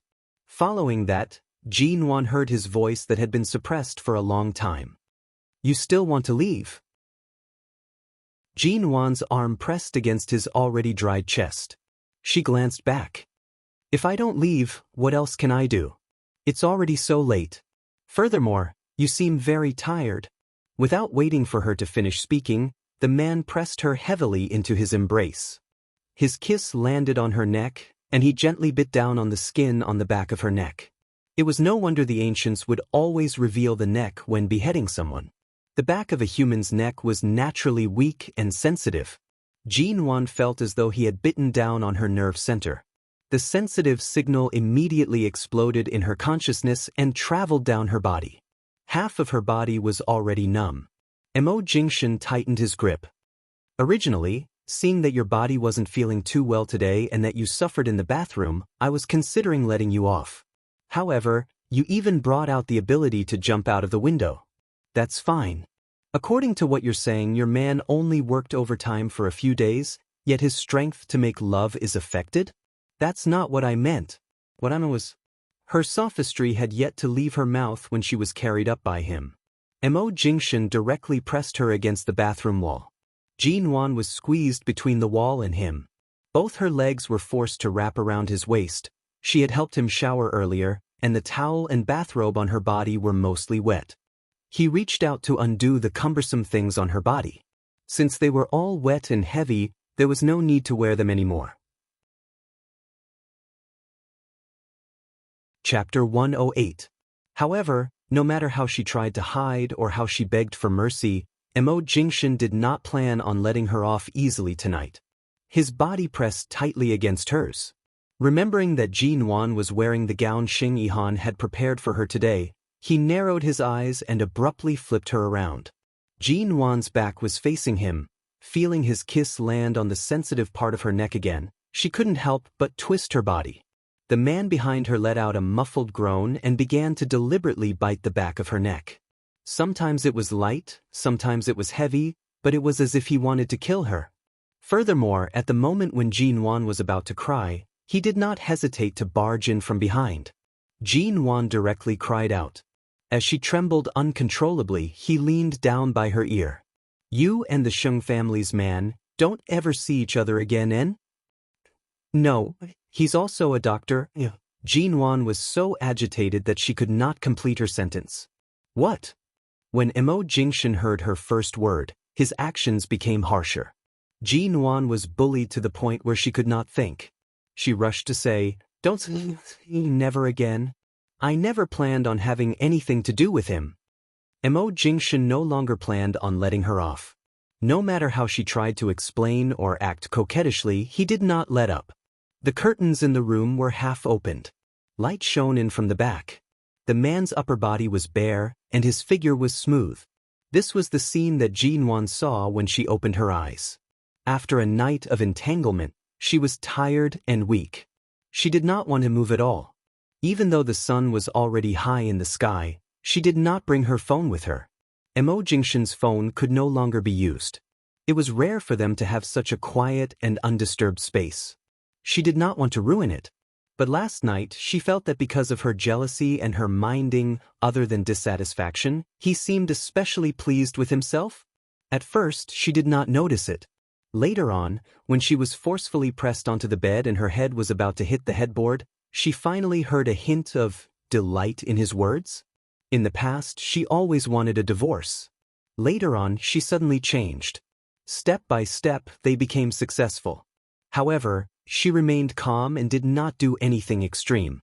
Last night, he was extremely pleased, right? Because she was really jealous. Jin-won used her eyes to describe the handsome face of the man beside her when he was asleep. When he was asleep, Emo Jingshin's handsome, quiet, and aloof demeanor gave off a sense of approachability. Especially the coldness between his brows that could freeze one's heart and make one tremble at any time. Right now, it was completely gone. Like some kind of expensive and aloof feline, there was actually a little bit of softness in its sleep, making people want to get close to it. Jin-won gently turned over in his arms and looked at him from the front. Seeing that his eyes were still closed, she blinked and raised her hand to trace the man's elegant and deep profile. Emo Jingshin's handsome face was against the light coming in from the window. In the darkness of the light, it appeared warm and dark. Jin-won's fingers carefully and gently caressed his handsome brows, then his closed eyes, and finally his high nose bridge. Her fingers gradually landed on his lips. On the man's pale lips, there was a small bite mark from last night. It was very small and could only be seen from such a close distance. This could not be blamed on her. Who asked him to be so fierce last night? Even if she cried and begged for mercy, it would not work. She was so angry that she could only bite him. Not only did she bite him, but Jin-won's gaze also shifted to his back. Last night, she had even scratched his back harshly several times. Have you seen enough? All of a sudden, the man's low and mild voice rang by her fingers. Jin-won jumped in fright and abruptly retracted her fingers. Emo Jingshin only spoke hoarsely. Without opening his eyes, he reached out and pulled the similarly naked Jin-won into his embrace. His arms tightened around her waist. What time is it now? He hugged her. His voice was slightly sleepy and hoarse. It was indolent and overly sexy. Jin-won glanced out the window. I don't know. From the color of the sky, it should be past 6. His palm pressed against her back, gently patting it. You only ate so little last night. Are you hungry? Jin-won wanted to say that she had expended so much energy last night. Right now, she was indeed awakened by hunger. However, being hugged by him like this, she would rather starve than get up. No, I'm still sleepy. She buried her head in his embrace, speaking softly and coquettishly. The man's light chuckle came from above her head. It was very light. His hand caressed the back of her head. Then continue sleeping. This time, Jin-won did not sleep well. Perhaps it was because Emo Jingshin did not continue sleeping. She was the only one on the bed. Less than an hour later, she woke up again. The moment she sat up, she saw Emo Jingshin dressed in a dark brown bathrobe. He stood in front of the floor-to-ceiling bay window, slender and silent. She was about to lift the blankets and get off the bed when she recalled that her clothes from yesterday were all wet in the bathroom. They had also been pulled onto the floor by him. Right now, they were most likely all bunched up and could not be worn again. Her gaze shifted and saw Emo Jingshin's clothes on the sofa not far from the bed. She quietly reached over, picked up a shirt and put it on. Then she tiptoed barefoot to the bathroom. Emo Jingshin sensed her movements. He turned around and saw that the little woman was wearing his shirt. Her entire leg was exposed. It was as white and smooth as porcelain. From time to time, he would be able to see the scenery under the shirt with a single step. Jin-won did not notice that he had already discovered that she was awake. She softly entered the bathroom and quietly closed the door. She picked up the clothes on the floor and placed them on the glass countertop by the side. She then reached out to wash her face. The effects of last night's alcohol had completely dissipated. Jin-won thought about what happened at the banquet last night as she picked up the facial cleanser provided by the hotel and rubbed it in her hands. The bathroom door was made of a translucent frosted material. A black shadow approached from the door. Jinwan's movements faltered. She raised her head to see that the door had opened. Mo Jingshan's dark eyes were slightly lowered as he looked at her. His expression was calm and unhurried, but he blocked the bathroom door completely. The bathroom in this hotel was not as big as the one at home. The door also appeared much smaller compared to his height. Although the door was clearly blocked, Jinwan strangely felt that between his brows, there was a lingering emotion from last night's events, especially his usually cool and indifferent gaze. At this moment, it was as though there was a fire that was about to burn the shirt on her body. Jinwan paused and subconsciously tightened her legs. "You want to use the bathroom? I'll go out after washing my face." As she spoke, she raised the foam in her hands. "It'll be done in a moment." Mo Jingshan watched her, slowly and hoarsely making an N sound. He took 2 steps in. Chapter 109. Mo Jingshan dragged her over, pressing her against the glass countertop. He lowered his head to kiss her, gently nibbling and sucking on her lips. His sudden kiss caused Jinwan's legs to soften. She almost lost her balance. Her entire body was enveloped by his scent. The man's scent was cold and persistent, possessing his unique warmth. She was wearing his shirt, which barely covered her thighs. He only had to lift his eyes slightly to see her tightly pressed legs through the full-length mirror in the bathroom behind her. Mo Jingshan held her even tighter, pressing her against his body as he kissed her even more deeply. The bathroom was small, and the temperature climbed. Steam rose, and the sound of water splashing could be heard from the tap. He pressed the back of her head with one hand and held onto her slender waist with the other, bringing her forward. Jinwan was unable to defend herself and could only lean heavily against his embrace. Jinwan's hands were still wet with the foam from the facial cleanser. She did not dare to push him away. Her body did not have any support, and the sound of water was by her ears, causing her mind to be in chaos. She suddenly wanted to reach over to turn off the tap. However, the moment she moved, Mo Jingshan mercilessly bit down on the tip of her tongue. Jinwan instinctively struggled slightly. She was kissed and dodged to the side, softly crying out. He chuckled mischievously, speaking softly by her ears. "Why are you hiding? Dressed like this, what do you want to do?" Jinwan softly panted as she dodged. "Last night when I helped you shower, my clothes were all wet. If I don't wear yours, don't tell me I can." Mo Jingshan smiled. His eyes were dark and deep, extremely alluring. "There's no one else here, and the air conditioner is warm enough.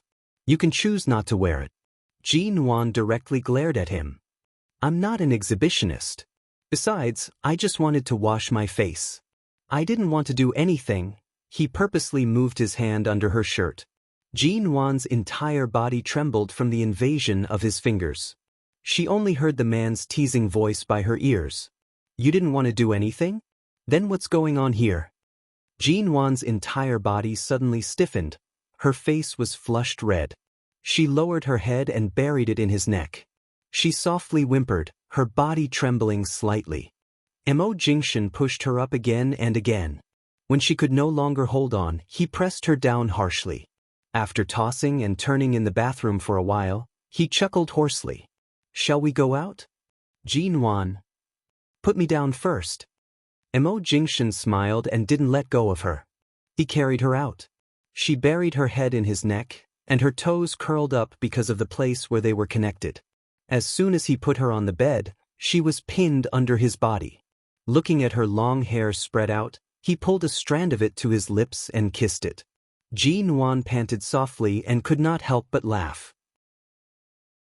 She raised her hand to pull her hair back, grumbling, "It's so early in the morning and you're already like this. Do you really have to take half my life?" He casually pinched her hair and slid it down her collarbone. When Jinwan couldn't stand the teasing and trembled, he snorted at her reaction and chuckled softly against her ear. "I've been so busy these days that I can only go home after midnight. My woman sleeps by my side and I can only hug her but can't eat her. Can't you let me get back some interest?" "You can wake me up," he smiled. "I can't bear to." "Then you can bear to do it now?" I woke up hungry in the morning. You're still squeezing me like this? Mo Jingshan made an N sound. Very tired?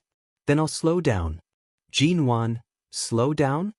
He was clearly using a different method to slowly and patiently torment her. Jinwan was tormented by his suddenly slowing movements. Her entire body felt numb and she suddenly raised her body cooperatively. Mo Jingshan raised his brows, abruptly retreating along with her movements. The more she took the initiative to approach, the more he retreated. After going back and forth several times, Jinwan was angered by him. She reached out to push him hard. Bastard! You're doing this on purpose. Seeing that her charming expression was mixed with anger, Mo Jingshan's lips curved. Abruptly, he sent himself in deeply and heavily. Jinwan had wanted to push him away, but in the blink of an eye, this action caused her to moan. She could no longer say a word as she glared at him. After a long while, she finally managed to catch her breath. She weakly and hoarsely complained, "I've really been tricked by your appearance. You're really a beast." Mo Jingshan chuckled softly. "You're dressed like this in front of me. If I'm not moved, then I'm worse than a beast." Jinwan, she was actually speechless. 2 hours later, Jinwan was finally able to climb up from the bed to eat. Mo Jingshan was still considerate enough to push the dining cart the hotel staff had brought into her bedside, saving her from the pain of getting off the bed. After all, right now, her legs were really weak. "In the future, no matter what happens, remember to ask me first. Don't let your imagination run wild and be unhappy, remember?" Mo Jingshan handed the cutlery to her. His gaze was stern as though the ruffian from this morning was not him at all. Jinwan bit on the fragrant and delicious enoki mushroom, raising her eyes to say, "Yesterday, I didn't understand the situation clearly. It's my fault, but you should at least remind me. Otherwise, if it was any other woman, they would not be able to accept it." Mo Jingshan raised his brows. "You still have the energy to discuss right and wrong with me?" Jinwan, "I don't." He snorted but did not tease her further. He allowed her to eat in peace. Only when Jinwan was full did Mo Jingshan's unhurried and calm voice ring out. "Do you remember what you promised me last night?" "And? What did I promise?" Jinwan could not remember what she had promised. She raised her eyes in surprise. Mo Jingshan's gaze darkened. His gaze was cold. "You promised not to see Xing Yihan again. Are you selectively amnesiac?" She was quiet for a moment before directly asking, "Do you know a lot about me? For example, before we got married or even a few years earlier?" Mo Jingshan did not answer. His gaze toward her was unfathomable and unfathomable. After a moment, he raised his hand to pinch her cheek. "You have to keep your promises, Un? I can do that, but you haven't answered me. Do you really know a lot about my past? But in my impression, before we got married, I didn't have much interaction with the Mo family or you. Previously, when Ji Mengran mentioned Xing Yihan, you automatically ignored it. Later on, you didn't even mention it. But from last night until now, you clearly don't know anything about my past." Mo Jingshan's hand paused on her lips.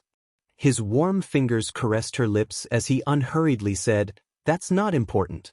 You just have to remember, you're Mrs. M." Jinwan's heart shrank from the warmth on her lips. "What kind of answer is that?"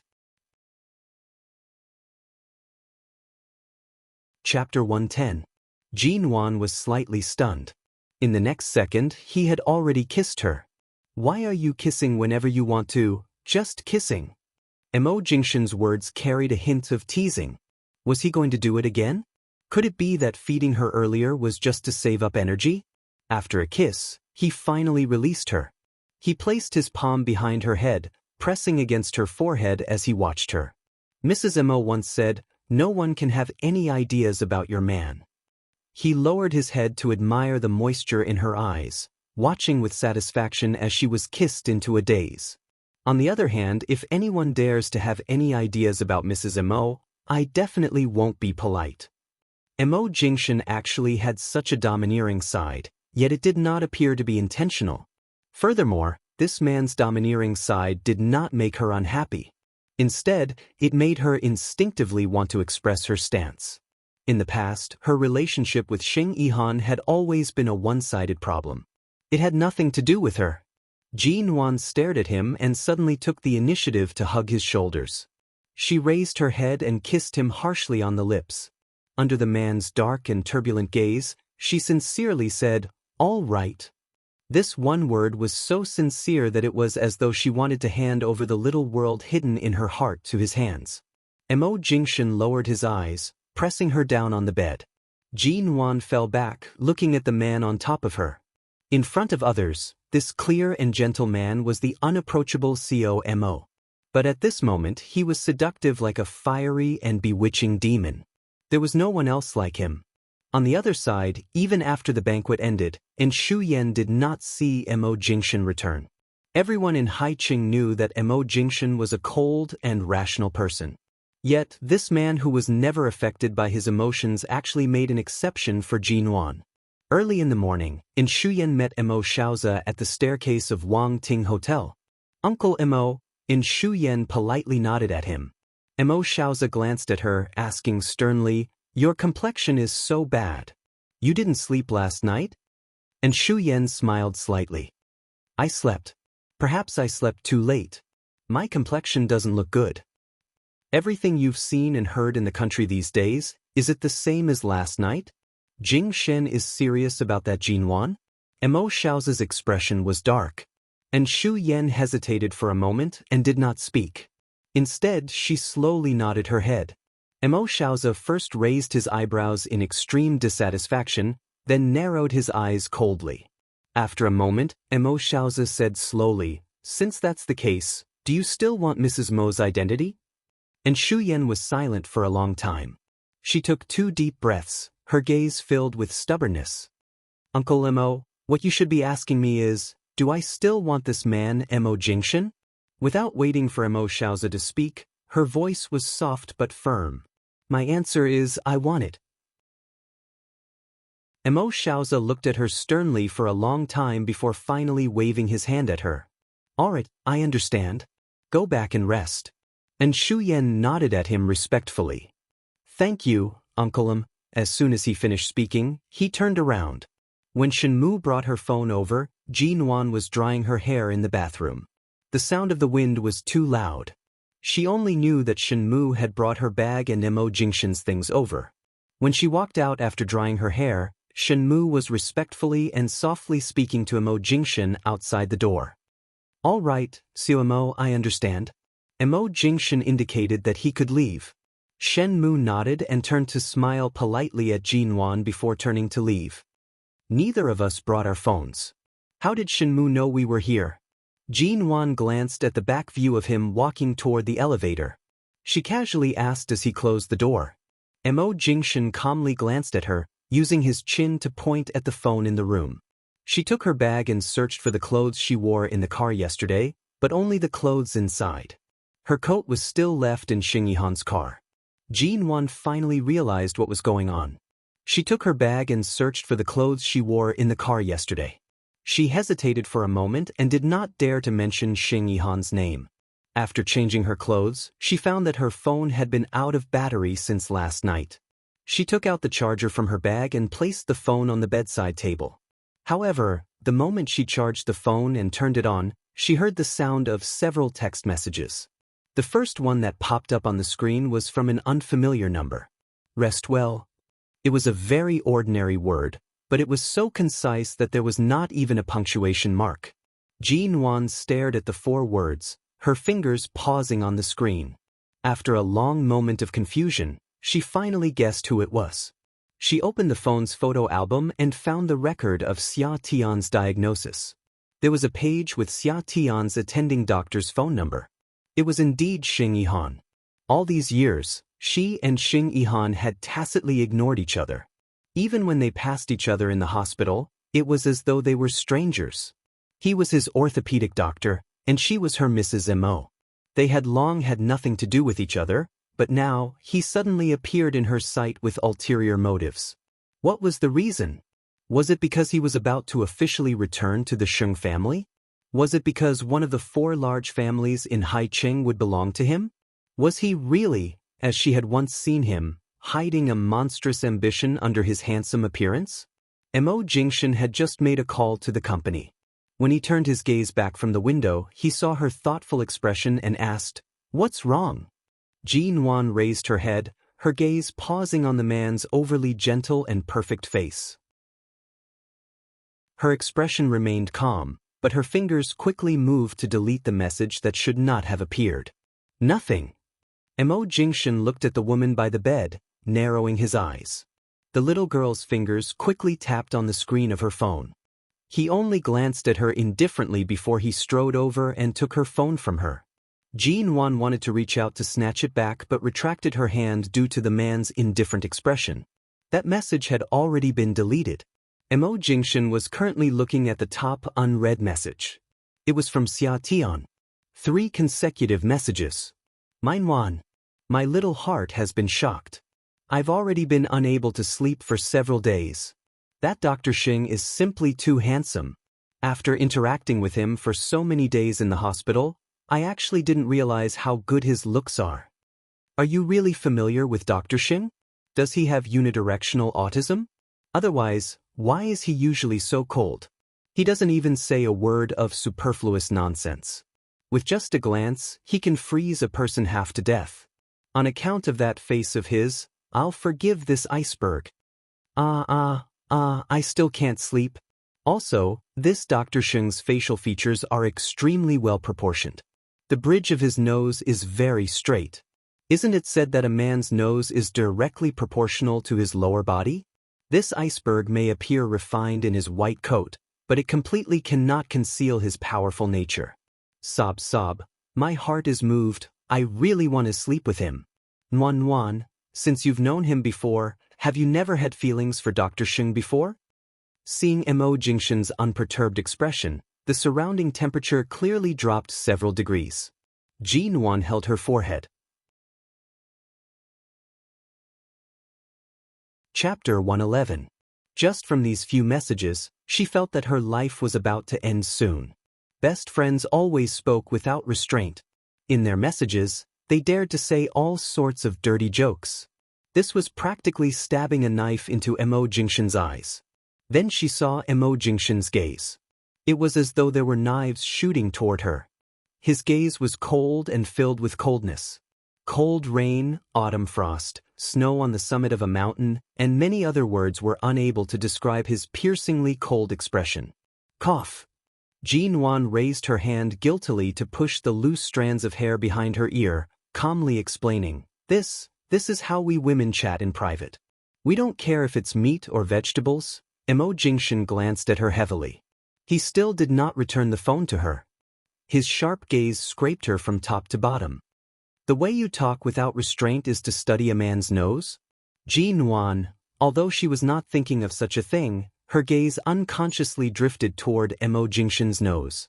She vaguely remembered that when they first got married, because she always resisted this marriage, Xia Tian had earnestly and patiently nagged about how this man Mo Jingshan was and whatnot.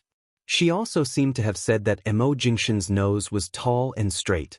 Although he looked like an ascetic male god, his size was definitely not small. In any case, she had evaluated Mo Jingshan from all aspects and did not forget to be infatuated with him for several days. She said that it was a waste for Jean Wan to not sleep with a man like this. Her gaze suddenly met Mo Jingshan's. Jean Wan abruptly returned to herself and immediately reached out to snatch the phone back. The private conversations between women have always been nondescript. We talk about whatever comes to our minds. Only you men are allowed to admire a woman's black stockings, beautiful legs, and high heels in the summer, but we women are not allowed to occasionally talk about such topics? Jean Wan tried to defend herself as she tried to snatch the phone back. Mo Jingshan coldly glanced at her. He raised his hand slightly and brushed the phone away from her hand, not letting her have her way. When have you ever seen me pay attention to a woman's body below her shoulders? His tone was unkind. Jean Wan rolled her eyes. Every day, you toss and turn me. Don't talk about below the shoulders, even below the waist has been seen by you, all right? Not to mention looking around, he had kissed her from top to bottom, inside and out. Mo Jingshan chuckled coldly at her unreasonableness. Apart from you. I don't care. In any case, return my phone to me first. Jin Wan could not win against him. She jumped onto the bed barefooted and pounced over to snatch it back. Seeing her pounce on him, Mo Jingshan didn't dodge or raise his hand. When she finally touched the phone, he pressed his arm against her waist and pressed her whole body into his arms. Jin Wan was caught off guard and fell forward. She stumbled so hard that half of her body fell toward him, and her entire face was pressed against the man's chin. She was about to step back with the phone in her hand when the strong arm behind her waist tightened. The man's low voice rang by her ear. For the sake of the private conversation between you women, Mrs. Mo is even willing to throw herself into your arms. You were clearly the one who suddenly pressed down on my waist. Jin Wan raised her head to explain. The moment she raised her head, her lips brushed past his. She had yet to react when the man held the back of her head and kissed her. She could not stand steadily on the bed. Half of her body was pressed against his. She twisted her waist and held the phone tightly in her hand. This position, she could not tell if it was ambiguous or awkward. In any case, this kiss was not ambiguous at all. Instead, it was more like a punishment. It was so heavy that it robbed her of all her breath. Only when Jin Wan's tongue was numb from the kiss did the man release her. His gaze no longer had any warmth as it landed on her phone. Before the sky turns dark, arrange for her to be transferred to another orthopedic hospital. This was the undeniable sentence Mo Jingshan said by Jin Wan's lips just as she was about to suffocate from the kiss. Transfer? She looked at him. 2 days ago, I did have this intention, but Xia Tian's legs can't move. If she gets hurt during the transfer, you're worried about the person I sent? Mo Jingshan lowered his head, indifferently glancing at her. His goal was to keep her away from Xing Yihan, while her goal was to keep Xia Tian away from that scumbag. Regardless of the reason, it was a good thing for Xia Tian to leave her current hospital. It could be considered as settling the matter once and for all. All right then. Which hospital should she be transferred to? I'll arrange it. Jin Wan responded and glanced at him from time to time. He clearly minded those few messages earlier. He minded it a lot. If he had seen Xing Yihan's message, it was likely that it would not be as simple as transferring Xia Tian's hospital. Jin Wan was thankful that her hands were fast enough to delete that message. At the same time, she was cursing that bastard Xia Tian in her heart. She really caused so much trouble. It was fine if she liked to chat dirty jokes with her. She could talk about which muscular male celebrity on the television or which male model with hormones bursting out of control. But she actually talked about Xing Yihan.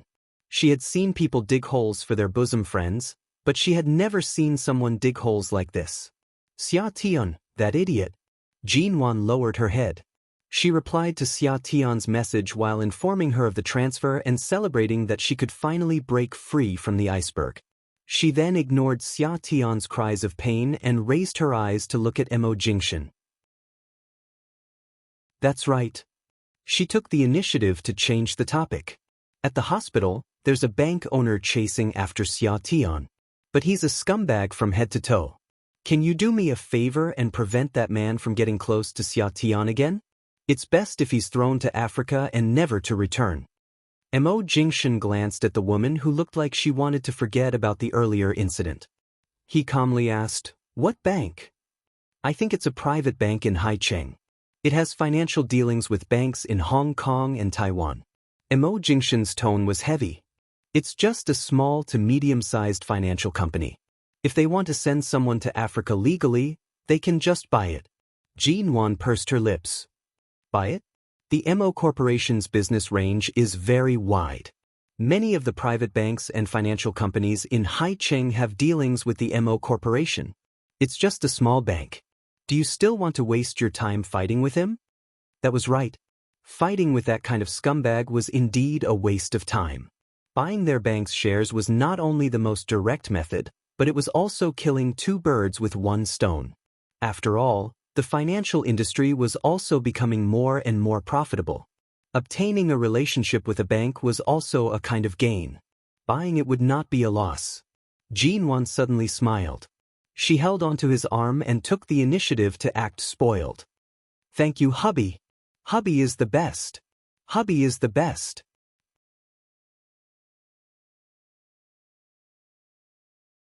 Chapter 112. Jean-Wan reached out to tug on his sleeves. As she tugged, she blinked at him with incomparable sincerity. I've really never had any feelings for Sheng Yihan. You should know that before I married into the Mo family, I've never had any official boyfriends, nor do I have any so-called past. I'm practically the model of a clean body and mind. Hearing the word, model, Mo Jingshan mildly glanced at her. It was clear that he had gained a rare bit of patience from her sincere explanation. Jean-Wan took the opportunity to hug his arm. Before you, I've never loved any man. A trace of a smile appeared on Mo Jingshan's face. He reached out to smooth her hair, asking meaningfully, Is Mrs. Mo confessing to me? You love me? Jean-Wan's heart stirred for a moment. Between her and Mo Jingshan, there had been all sorts of sweetness and warmth, but the word love had never been mentioned. She had yet to reply when she saw the man's lips curve slightly deeper.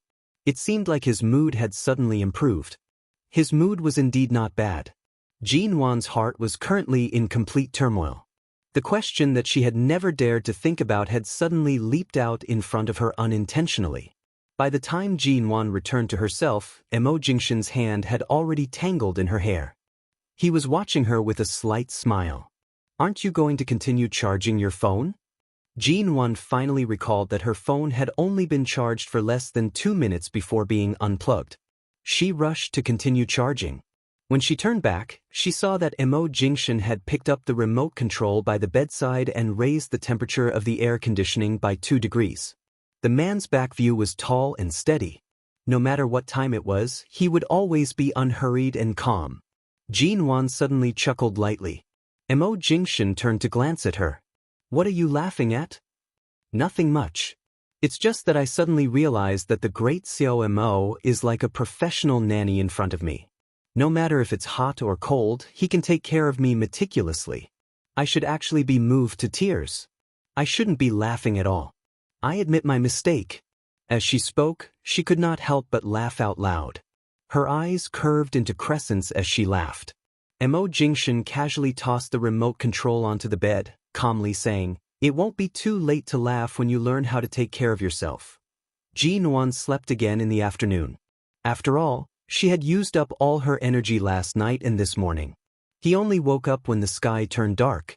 When he woke up, he saw Mo Jingshan sitting on the sofa. In his hands were the company documents that Shen Mu had sent over in the afternoon, as well as some files that he needed to look through personally. The sofa in this hotel room was very soft. Mo Jingshan's sitting posture was elegant and proper. This man's beauty seemed to be innate. Even if he was just sitting there quietly looking at the company documents, he would still attract everyone's attention. Jean-Wan got off the bed. She had just walked over when Mo Jingshan raised his head to look at her. His clear and heavy expression met her sleepy appearance. You're not going to sleep? He asked. It's getting dark. Sleep after 10 o'clock. Otherwise, your schedule will be messed up. Jean-Wan saw the logo of Shine Group printed on the document in his hand. Knowing that it was a cooperation project with Shine Group, she didn't want to disturb him. Jean-Wan turned to pour him a glass of water. Come here, Mo Jingshan called. Hearing this, Jean-Wan approached the sofa. Mo Jingshan patted the seat beside him, indicating for her to sit down. Jean-Wan glanced at the water dispenser and gave up on the idea of pouring him a glass of water. She obediently sat down. The man's arms circled around her waist, naturally and intimately holding her in his embrace. His gaze remained focused on the documents in his hands. Since Shine's project hasn't ended, why didn't you return to the company today? You've wasted the entire day in the hotel with me. I'm already feeling bad. Jean-Wan took the opportunity to ask as he placed the documents in his hands down. Mo Jingshan mildly curved his lips. He raised his hand to press against his brows. After resting for a few seconds, he picked up the documents again and continued reading. At the same time, his hand around her waist moved up, running through her soft hair. His gaze was on the documents, but his voice was directed at her. There are just some follow-up matters that require my signature. I've worked overtime for almost a week, so I'll spend more time with you these 2 days. As he spoke, he lowered his head to look at her. Not just today. My time tomorrow belongs to you as well.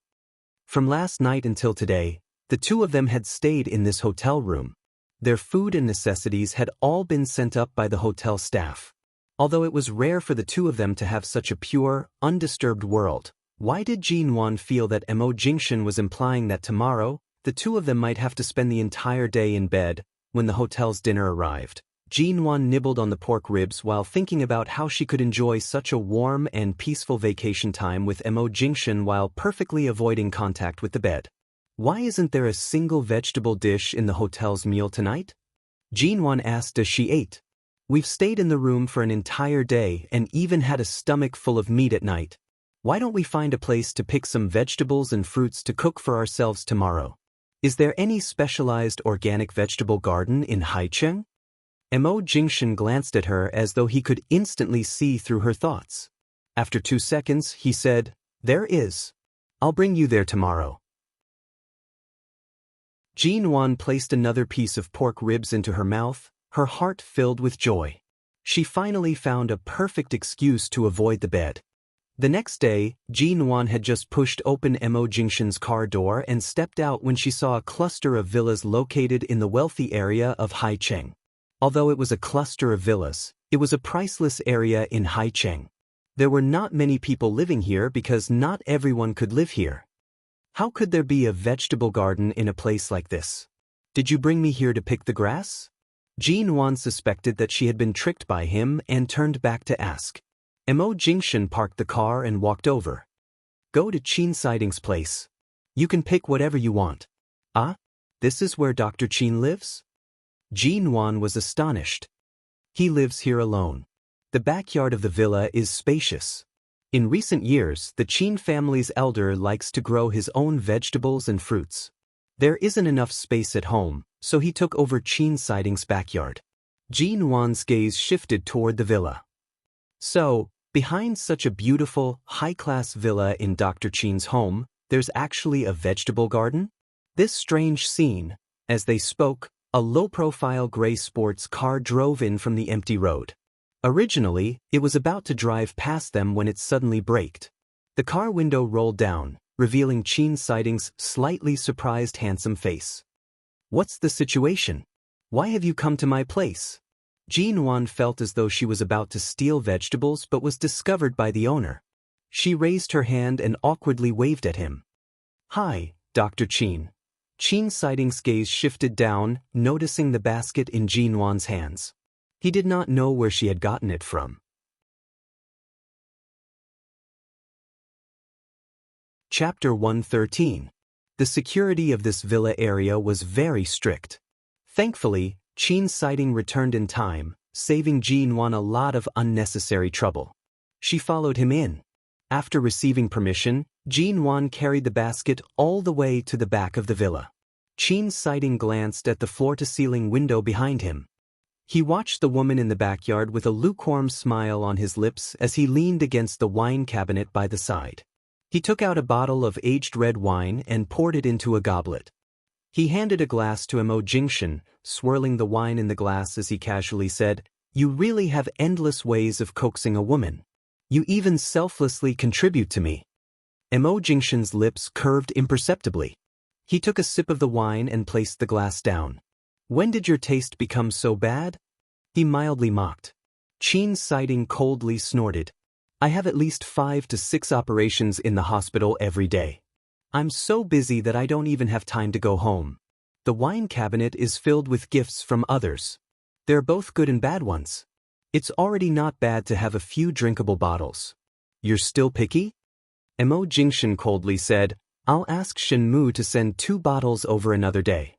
Qin Siding raised his brows, placing down the wine glass.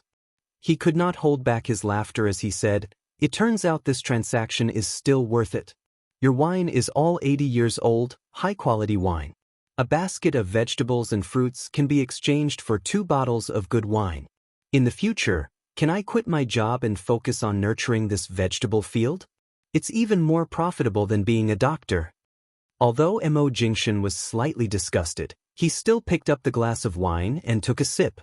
A moment later, he indifferently said, "Ever since that woman kicked you away and went overseas, your quality of life and taste have been plummeting. I really can't stand it anymore." Qin Siding poured another glass of wine, but his smile did not reach his eyes. He turned to glance at Jin Wan, who was picking vegetables excitedly behind him. He narrowed his eyes to say, "Brothers are like limbs, women are like clothes. This old man has gotten used to being naked these years." Mo Jingshan's cold brows moved. He mockingly glanced at him. "Who is the one who almost broke his own limbs for a woman? You speak as though you've seen through the mortal world. Do you really think you're a vegetarian, monk?" Qin Siding frowned without batting an eyelid. He did not speak at first, but a moment later, he poured a glass of wine and drank it in one gulp. Putting down the wine glass heavily, Qin Siding sneered coldly. "So what if you have a woman?" Impressive." Qin Siding choked and stared at him with a smile. He then raised his hand and pressed between his brows. "I'm going to the back to see your woman. Don't King disgust me here." Jin Wan was currently picking vegetables from the vegetable field in the backyard. She did not expect Dr. Qin's backyard to be so large. There were all kinds of vegetables and fruits. Although it was autumn, more than half of the backyard was covered with a greenhouse that could gather sunlight and heat. It could be seen that the Qin family's elder was indeed fond of these things. He even arranged such professional autumn and winter planting facilities so appropriately. Although the style of this vegetable garden and orchard was really out of place in this high-class villa area, standing in this lush green field was really relaxing and refreshing. Most importantly, Dr. Qin's home was very clean. The fruits and vegetables in the backyard were also grown especially well. There was no need to worry about pesticides or other chemicals like the orchards outside. Jin Wan plucked a bright red tomato and casually plucked the cabbage by the side. It was fresh and juicy. Even though it had not been washed or cooked, it was already stimulating one's appetite. Abruptly, she heard footsteps from nearby. She turned to see Qin Siding leisurely approaching. He glanced at the things in her basket, and a trace of a smile flashed past his eyes. "Mrs. Mo is so carefree. I almost thought you came here for a vacation." Qin Siding walked over, casually picking up a cabbage from the basket. "And, speaking of which, it seems like our Qin family can also expand into the agricultural vegetable industry in the future. For these kinds of vegetables, 100 yuan per piece is not too much. Thankfully, you're not interested in the Qin family's company. Otherwise, with your scamming behavior, the Qin family would be ruined in a few years." Jin Wan half-jokingly plucked another tomato. She casually wiped it in her hands and took a bite. Qin Siding glanced at her. "You're eating it without washing it? There are no pesticides on it. It's not like there's anything wrong with eating it." Jin Wan's mood was especially good due to the sweet and sour taste in her mouth. She completely ignored Qin Siding's disgusted expression and used her other hand to pluck another tomato for him. Seeing that he did not take it, she raised her eyebrows and tossed it into the basket. "I know you doctors are all misophobic, but don't be so spoiled, all right? You don't even want to eat something so natural. Don't tell me you only drink disinfectant every day?" Qin Siding stood casually with his arms crossed. He casually and indifferently glanced at her. The spoiled G family's young miss actually dares to say someone else is spoiled? Are you slapping your own past face? Have you forgotten what kind of temper you had in the past? "People change," Yizichin said. Jin Wan did not look at him. She lowered her head to inspect the vegetables in the basket. Her tone was warm and calm. "Regardless of whether it was in the past or now, I'm still me. It's normal for my personality and habits to change a little." Qin Siding suddenly laughed mockingly, coldly and indifferently saying, "Indeed, women are all fickle." Jin Wan's hand that was fiddling with the vegetables in the basket suddenly paused. She vaguely heard some deeper meaning in his tone and instinctively felt that Qin Siding had a story. She raised her head and glanced at him. Qin Siding did not look at her again. When he turned around, he coldly threw down a sentence. "Be careful. Don't step on the radishes and potatoes on the ground. If you damage them, my family's elder will directly look for your family's Jinxian to settle the score. Jinwan paused. She lowered her head to look at the things planted in the soil by her feet. Earlier on, she did not pay attention to this side. Thankfully, she did not step on them. The fruits are all at the back. If it's too high, take a ladder and pick them yourself. Last night, you could even jump out of the window. Climbing a tree shouldn't be difficult for you. While speaking, Qin Siding glanced at her with a hint of a smile. When Jin Wan directly rolled her eyes at him, he used his chin to point not far away. The ladder is over there. It's very safe. You won't fall. Thanks. Jin Wan took another bite of the tomato in her hand and turned to head to the orchard behind. It was as though they had a great harvest. Jin Wan happily held the basket full of vegetables as she walked back from the back. Dr. Qin, is the kitchen in your house usable? Jin Wan asked excitedly. Qin Siding narrowed his eyes. So you're not only here to pick vegetables, but you're really treating my place as a holiday villa. You even want to start a fire and cook? Not only do we want to start a fire, we're also planning to stay here tonight. Do you have any objections? Qin Siding leaned against the door. It's been 2 months, and I finally have a rare day off. Just for this one day, I have to watch the two of you show off your affection in front of me. It hurts my eyes.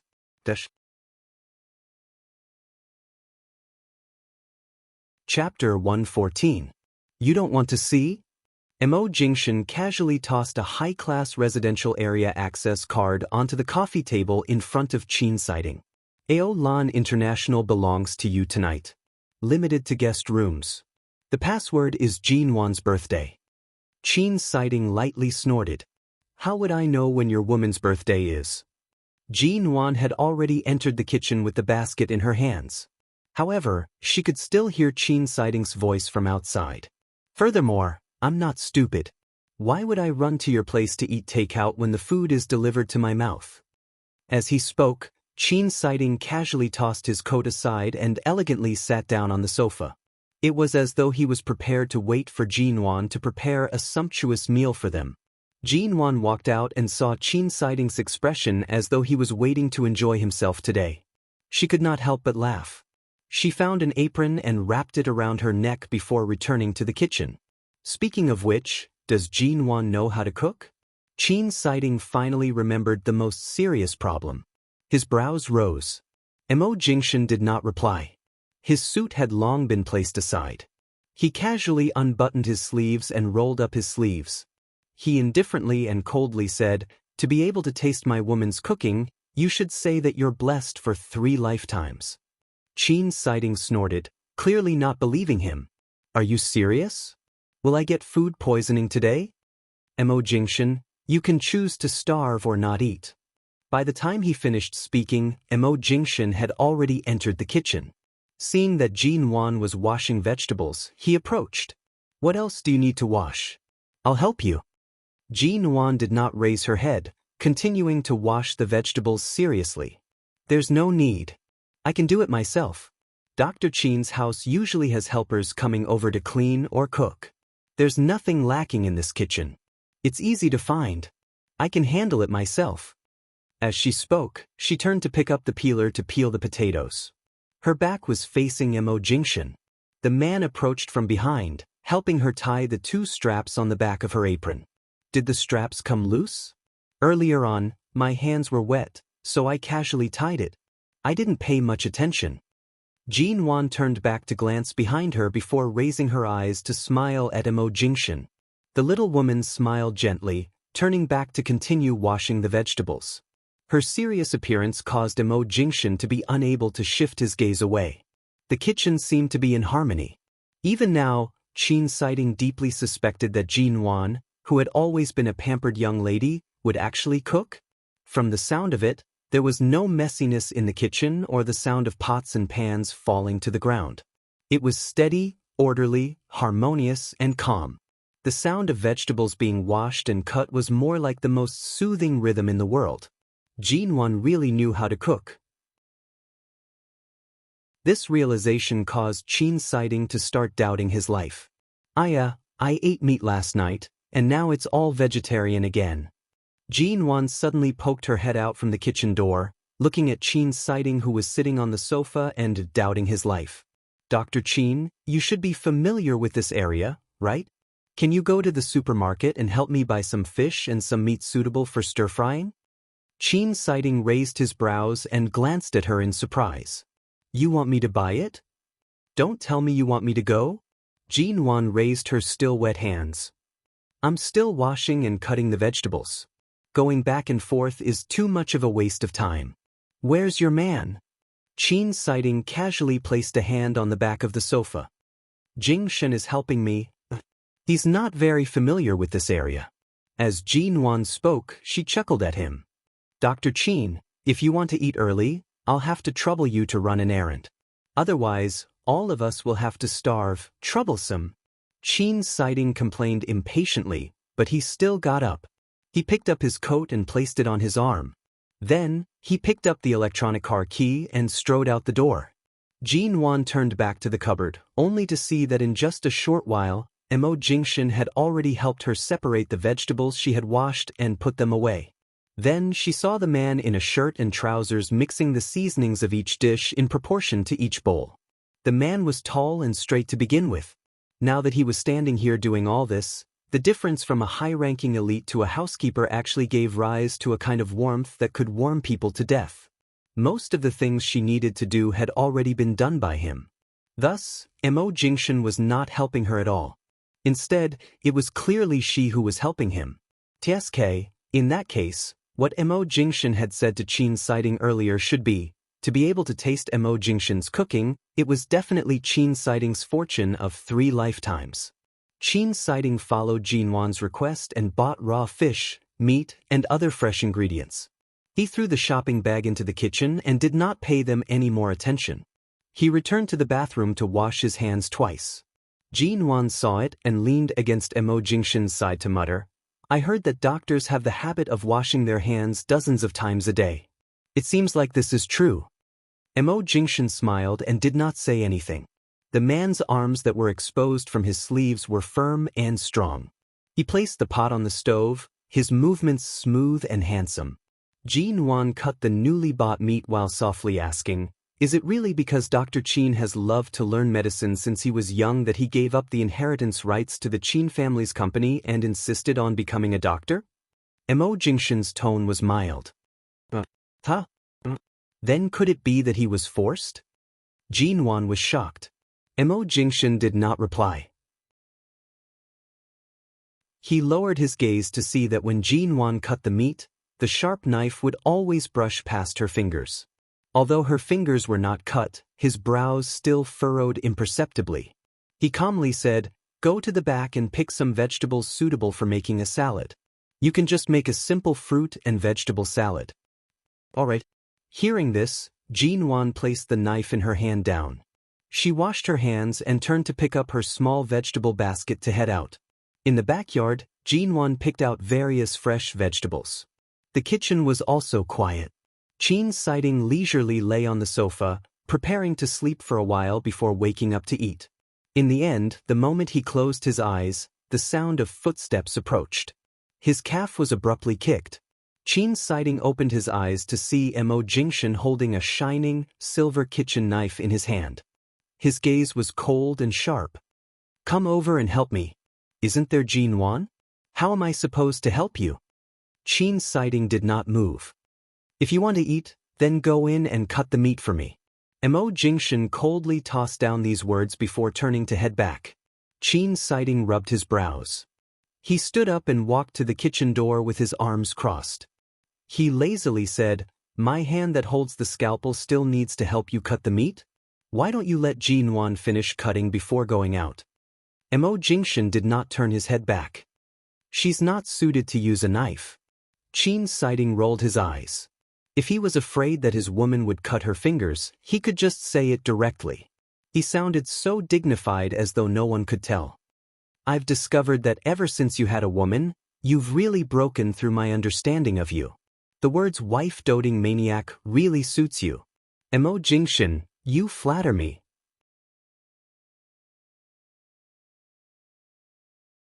Chapter 115. Finally, With the cooperation of the three of them, a feast was prepared.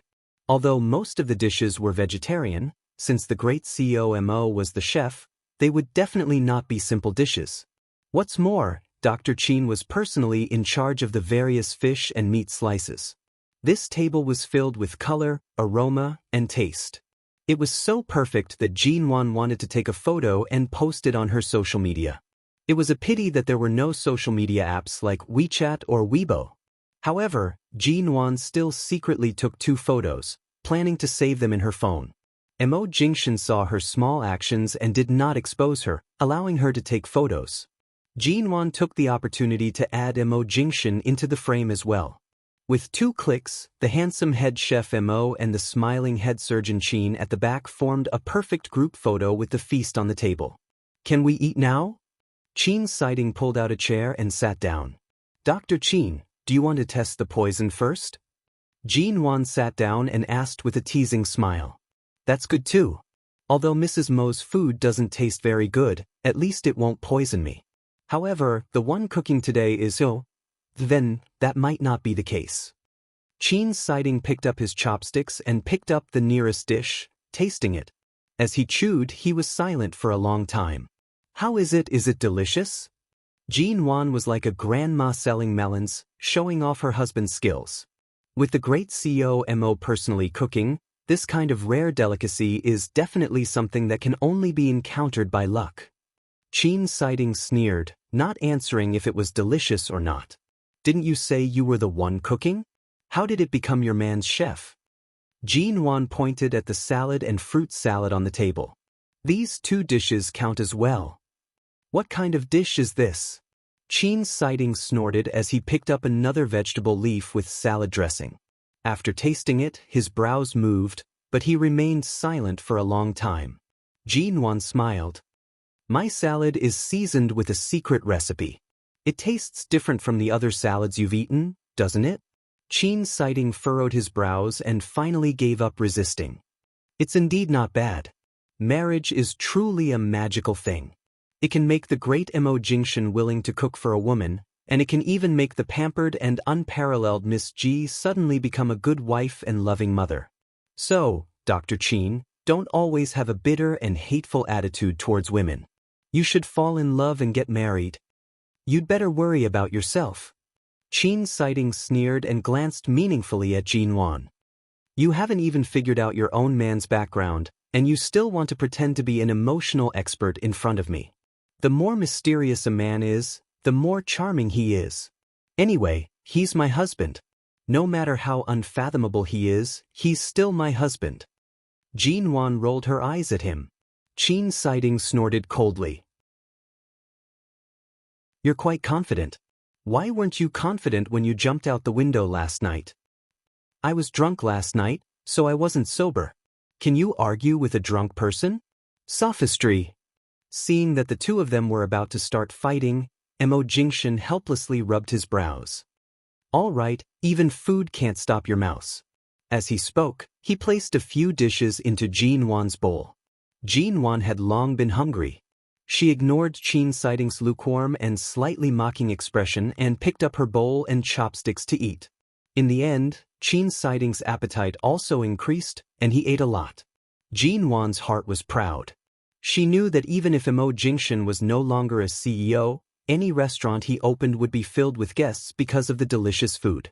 Even a rich young master like Chin Siding, who had grown up with a golden spoon in his mouth, could be satisfied no matter how crafty his taste was. But he refused to admit it. Tsk.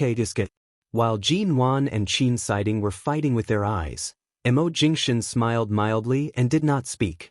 In the meantime, the phone on the table vibrated. He casually picked it up and saw that Mo Xiaoza had sent a message. His gaze calmly read the few lines on the screen, and a trace of coldness that was difficult to detect appeared in his eyes. At this moment, Chin Siding suddenly said, "The taste of the salad dressing you made is indeed very unique. Do you mind helping me make another plate of fruit salad?"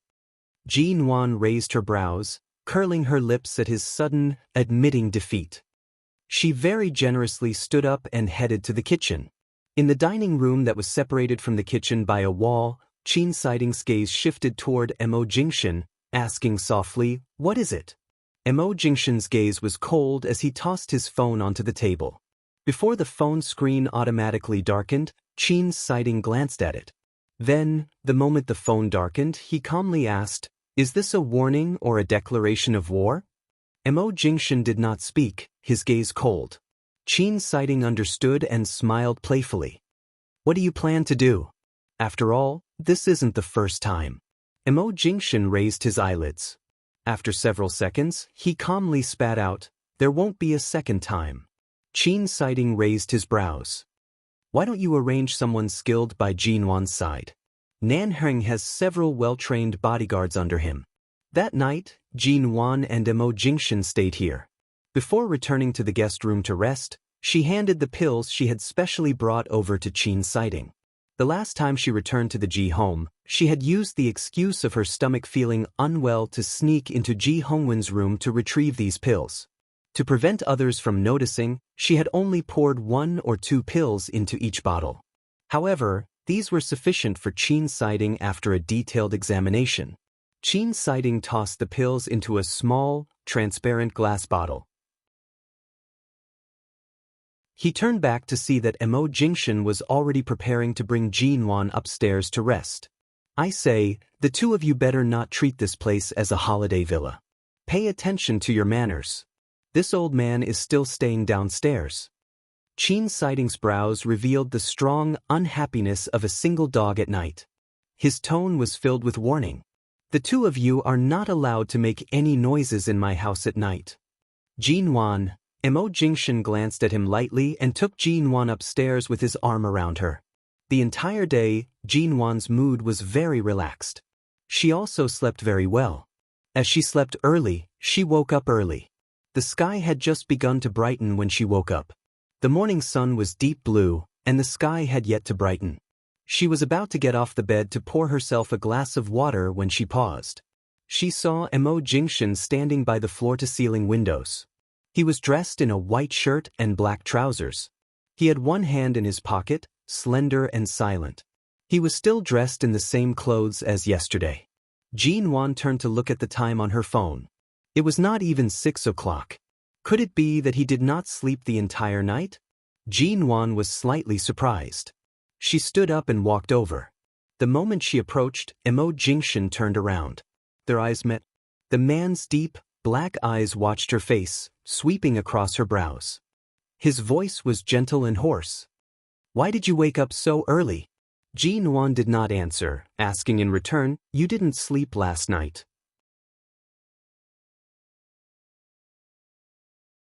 Chapter 116. How can I not sleep? Jinwan dragged him to the bedside, forcing him to sit on the edge of the bed. "Now, sleep." Mo Jingshan smiled, holding her hand and placing her on his lap. He kissed the corner of her lips. "You've woken up and are full of energy. Aren't you afraid that I'll exhaust your energy again?" Jinwan turned and bit down on his lips. She lowered her voice to say, "Dr. Qin said that we're not allowed to make any noises. He drank last night and is still sleeping." Mo Jingshan kissed her lips once, and then again. Jinwan had just woken up early in the morning. Afraid that she would be seduced by him to the point of doing something indescribable in Qin Siding's home, she rushed to press her hand against his chest. Her expression was serious. "By the way, I have to make a trip to the studio tomorrow." Mo Jingshan smiled mildly. "If you have any problems, remember to tell me. Don't bear it alone. Always remember that you have a husband. They're all small problems left behind by Han Tianyuan. I can handle those unpresentable dregs," Jinwan softly said. Mo Jingshan kissed her on the cheek again. It was a very warm kiss. After a moment, the man spoke softly and huskily. "Recently, Haicheng hasn't been peaceful. The Yu Garden's security is better. Move back to the Yu Garden." Jinwan's gaze swept past his calm, handsome face. She did not ask further. "All right, then let's go back." When Jinwan went downstairs, she saw that Qin Siding, who was supposed to head to the hospital early in the morning, was standing by the large window on the first floor. He held a glass of wine in his hand and was currently looking at another villa about 100 meters away. He had drunk last night. Early in the morning, he actually still had wine in his hand. From this angle, she could only see that Qin Siding's back was indescribably dark and cold. He did not seem like the person who usually teased her or liked to tease her. Just his back view alone made him seem like a completely different person. Jinwan turned and returned upstairs. When she saw Mo Jingshan approaching, she raised her hand to her lips and made a expression. Did Dr. Qin drink too much last night? It's already so late, but he hasn't gone to the hospital, Jinwan whispered. Hearing this, Mo Jingshan walked down the stairs. Seeing the scene in front of the window, his gaze indifferently swept toward the villa in front of him that no one had lived in for 4 whole years. There was a limousine parked outside the villa. The engraved iron gate in front of the villa was open, and a few people were moving luggage inside. From the color of the luggage, most of it was for women. With just a glance, Mo Jingshan continued downstairs. His tone was cold and carried a hint of mockery. She's back. Aren't you going to greet her? Qin Siding put down the wine glass in his hand and turned around. There was no trace of alcohol in his eyes, and his lips curved into a cold smile. I have 2 surgeries this afternoon. I have nothing to do in the morning, so I need to sleep for a few hours to conserve my energy. Remember to close the door when you leave. As soon as he finished speaking, he turned around and walked inside. Jinwan waited for Qin Siding to return to the bedroom before heading downstairs. She saw Mo Jingshan standing there with one hand in his pocket. His expression was indifferent, and he did not seem to be unhappy with Qin Siding's attitude.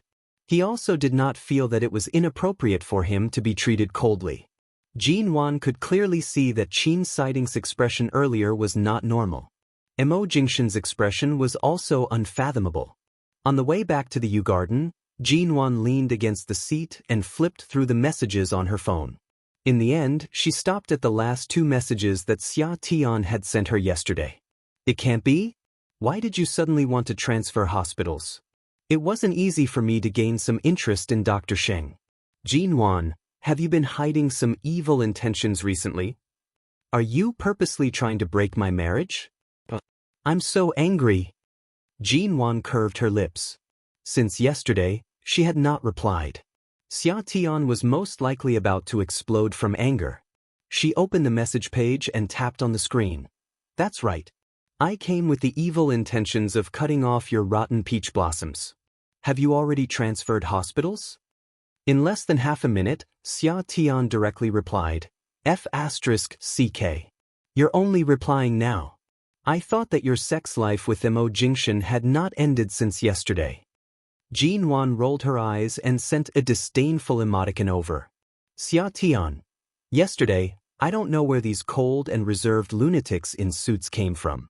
The moment they arrived at the hospital, they immediately completed the procedures for me to transfer hospitals. They didn't even give me the slightest chance to resist. Right now, I'm lying on a hospital bed in the new hospital, missing my Dr. Sheng so much. Jinwan, he isn't suitable for you. Don't think about it. You've committed all kinds of rotten peach blossoms this year. Killing one is one.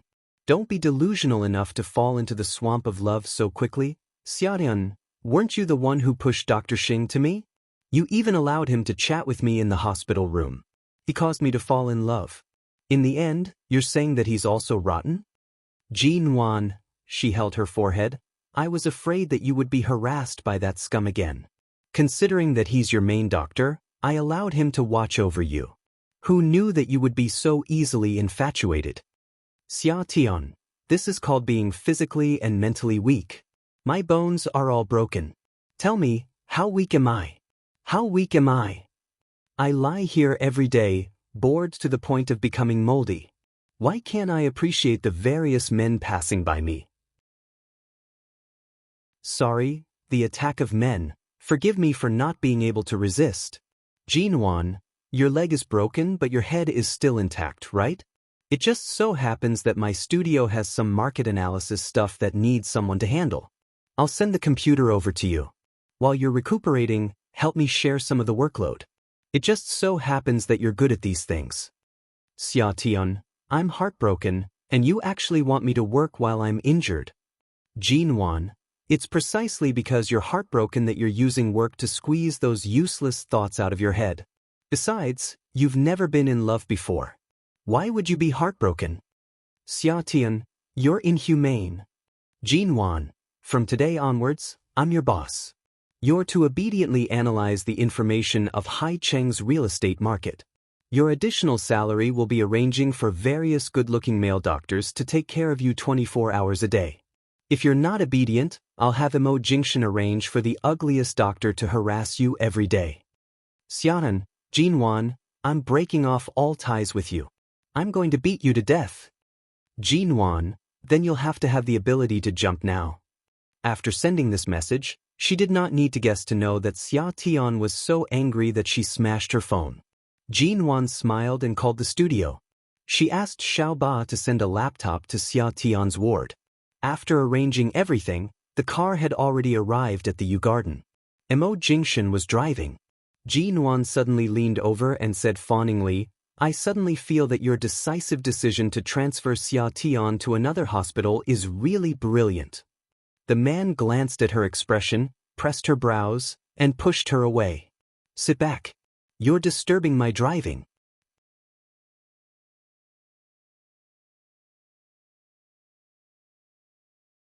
Chapter 117. After entering the U Garden villa, Xia Tian did not bother sending her any messages and directly called her. Jinwan answered the call while changing her shoes. She did not pay attention and pressed the hands-free button. In an instant, she heard Xia Tian's roar through the phone. I don't care. Since you broke off my marriage, you have to find me a man as handsome, tall, and skilled as Dr. Xing within half a year.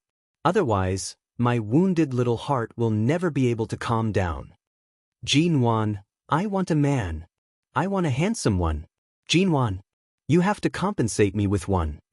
Jinwan, Auntie Chen had just arrived at the door and heard the commotion. She almost could not hold back her laughter. Jinwan pursed her lips and rushed to press the hands-free button back. She picked up the phone and pressed it against her ear, lowering her voice. Softer.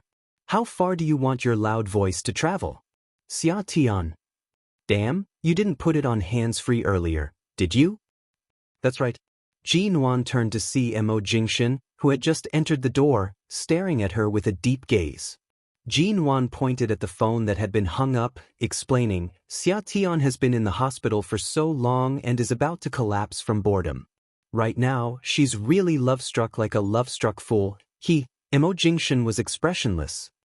If I hear another word about the surname Sheng from her mouth, the Xia family will immediately come from S-City to bring her away. From today onwards, she can forget about taking a single step into Haicheng.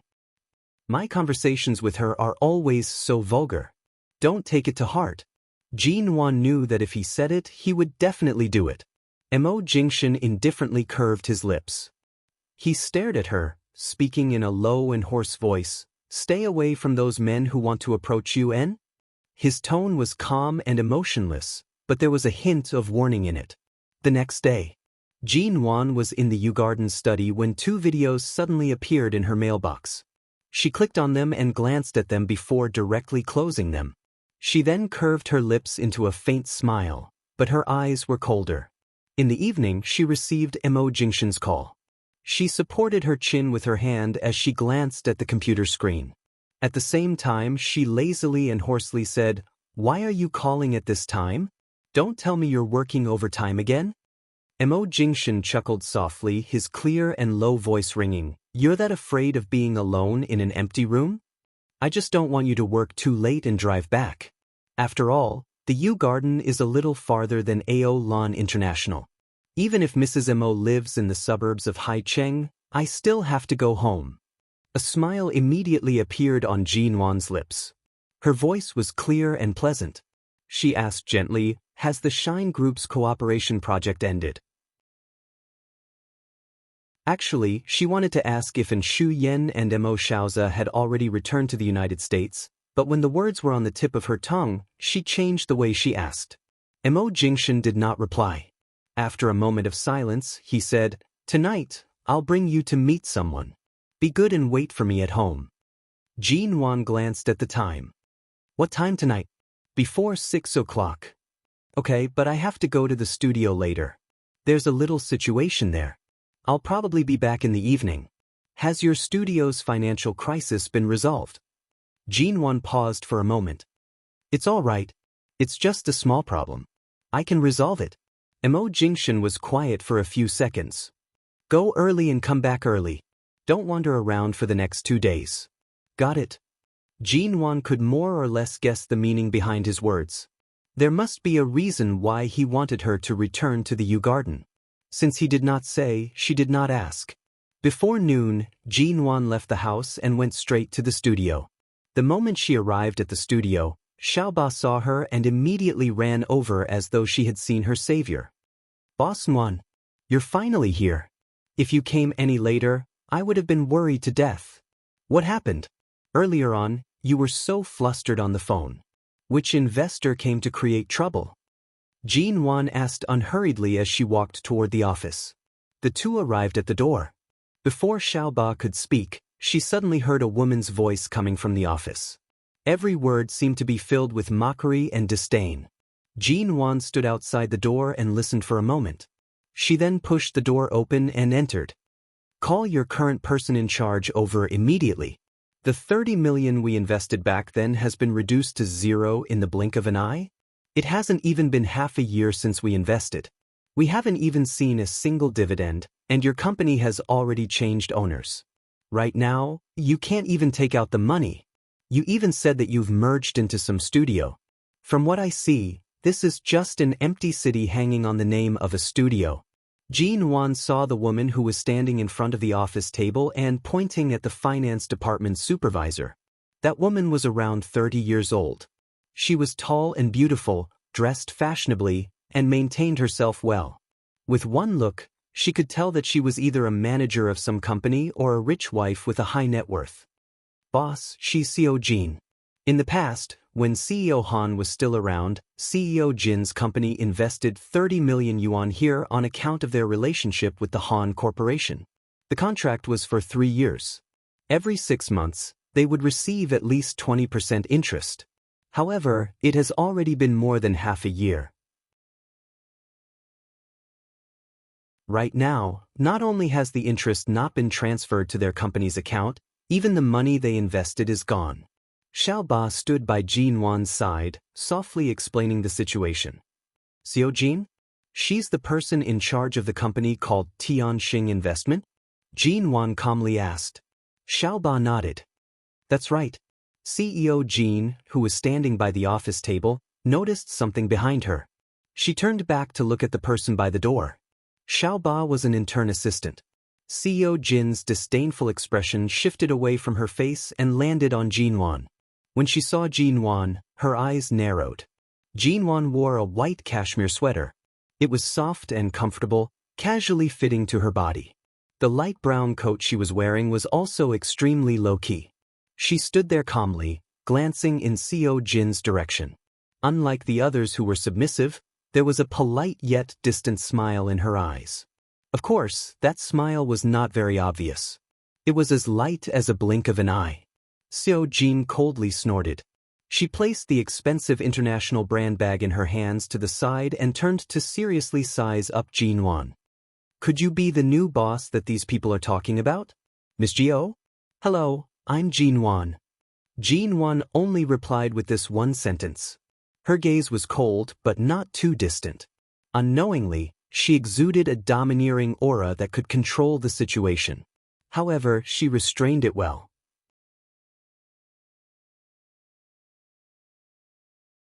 Chapter 118.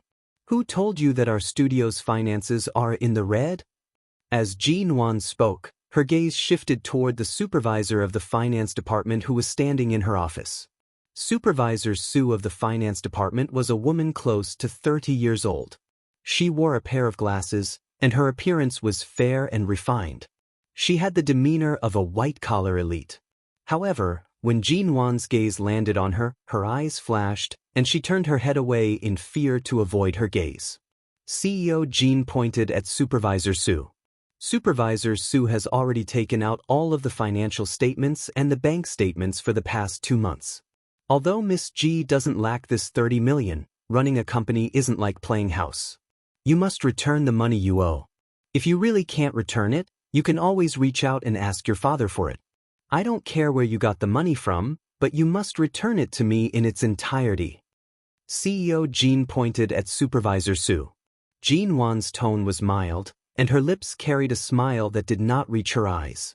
Since your company signed a 3-year investment contract with us, and you're taking it back after just half a year, are you planning on unilaterally terminating the contract? Seo Jean revealed an expression as though she knew she would say this. She glanced at the man behind her who was carrying a briefcase and coldly smiled. I knew you would say that. You want to use the contract to discuss the breach of contract with me, right? I'll leave my words here. Today, not only will I successfully terminate the contract, the money must also be transferred immediately. Otherwise, don't blame my lawyer for taking you guys to court. Let's see if this studio of yours can continue operating. From start to finish, Jean Wan appeared unaffected by CEO Jean. She walked over and picked up the 2 financial reports and bank statements. After taking a few glances, she abruptly turned to look at the supervisor of the finance department who had been quietly standing by the side. Supervisor Sue, Jean Wan called out to her. Supervisor Sue did not expect her name to be called. She was startled and turned toward Jean Wan. Miss G, these are all the conclusions you came up with today? Jean Wan asked. Supervisor Sue lowered her head, appearing cautious and respectful as she answered, That's right. These are the debts that were left behind when CEO Han was still around. We've already deducted a portion of it from our liquid funds and paid it off. However, there's still a large portion that we still owe. CEO Jean called earlier and said that she wanted to come over to take a look. Yesterday, I worked overtime until very late to retrieve these financial reports. Worked overtime until very late? Jean Wan smiled faintly before shifting her eyes. Her tone was soft, and her emotions were hard to discern. CEO Jean, can you give me 20 minutes to chat with my supervisor? CEO Jean glanced at her with disdain, her face full of ridicule and ridicule. You can get 30 million just by chatting? There were a few people that CEO Jean had brought along standing in the office. A few of them could not help but burst into laughter. Their eyes were filled with mockery and ridicule, as though they were watching a mere 20-year-old girl putting on a monkey show in this business world where no blood was shed. She smiled as well. Gee whiz. Jean Jean Jean. Jean, Jean was of Jean. Of G. D Jean of G. DG of Nguyen Li. You're indeed young. I'm afraid you haven't weaned yourself yet. You're really indulging in fantasy. CEO Jean sneered. She walked to the leather sofa in the office and sat down. Raising her delicate eyebrows, she looked at the diamond watch on her wrist and coldly mocked. I'll give you 20 minutes. If you can't take out the 30 million I want after 20 minutes, we'll meet in court. Jean Wan's smile was calm. She held the documents in her hands and turned around. Supervisor Sue, come with me. When they arrived at the office next door, Jean Wan placed the documents in her hands on the table. She turned back to look at Supervisor Sue, who had just entered, with an indifferent gaze. The moment she met Jean Wan's gaze, Supervisor Sue's footsteps immediately stiffened. Her eyes were slightly guarded. Miss G, what do you want to talk to me about? Talk about what? What do you think? Jean Wan stared at her with a smile. Your forgery skills are too inferior. Supervisor Sue looked at her in surprise. What do you mean by that? What did I fake? Jean Wan picked up the receipt on the table and threw it in front of her. Did you think that after taking over the company for so many days, I was really just playing house? Supervisor Sue glanced at her and softly explained, Of course, I don't dare to think that way. But right now, the debt deficit is a fact. When the company was in CEO Han's hands, it had already suffered a ridiculous loss. You can't come and settle the debt with me just because an investor has come knocking on our door. I'm only in charge of finance. It's not like I can generate money. If the money is gone, then it's gone. I can't possibly. Jean Wan's brows rose slightly. Her tone was clear and cold. A month ago, there was still around 30 million in the company's treasury. It was used to support the construction of new buildings in the south. This money, in just a month's time, disappeared into thin air? This 30 million was eaten by you? Supervisor Sue's eyes flickered. She stammered, I'm not sure either. A month ago, Miss G, you hadn't taken over the company. That money might have been. Right now, Han Tianyuan has been locked up, but he's still alive. It hasn't reached the stage where the dead can't testify. Jin Wan's voice was cold and did not yield in the slightest. You want to take advantage of the troubled times when the company is changing managers to embezzle the company's funds and take this money for yourself. You have to see who your new owner is. If you want to hide it from my eyes, I'm afraid you'll have to cultivate for a few more years. Supervisor Sue suddenly panicked. She raised her voice to explain, your words have no proof. Could it be that just because CEO Jean wants to sue the studio, you're going to sell me out? You want me to be your scapegoat? You mean that I've wronged you? Jean Wan's face was expressionless. Since you're so confident, isn't it simple? You'll be sued eventually. Why don't I sue you as well and leave you until the police finish investigating? You want to call the police? Supervisor Sue did not expect things to develop to this stage. Her palms were sweaty. Jean Wan unhurriedly said, Is there a need for me to call the police? CEO Jean is sitting next door. She has already brought a lawyer over. Perhaps, she's prepared an even stronger backup plan. The police should be here soon. Supervisor Sue bit down harshly on her lips. Her eyes reddened as she glared at her. She angrily said, Jean Wan, this company is yours. The one who's going to be sued is you. It has nothing to do with me. If you dare to make me a scapegoat, don't blame me for revealing the entire company's business system and secrets. Jean Wan sneered. All right, I want to see if you still have the guts to say those words to me when the evidence is placed before you. Manager Sue's face paled. Evidence? What evidence?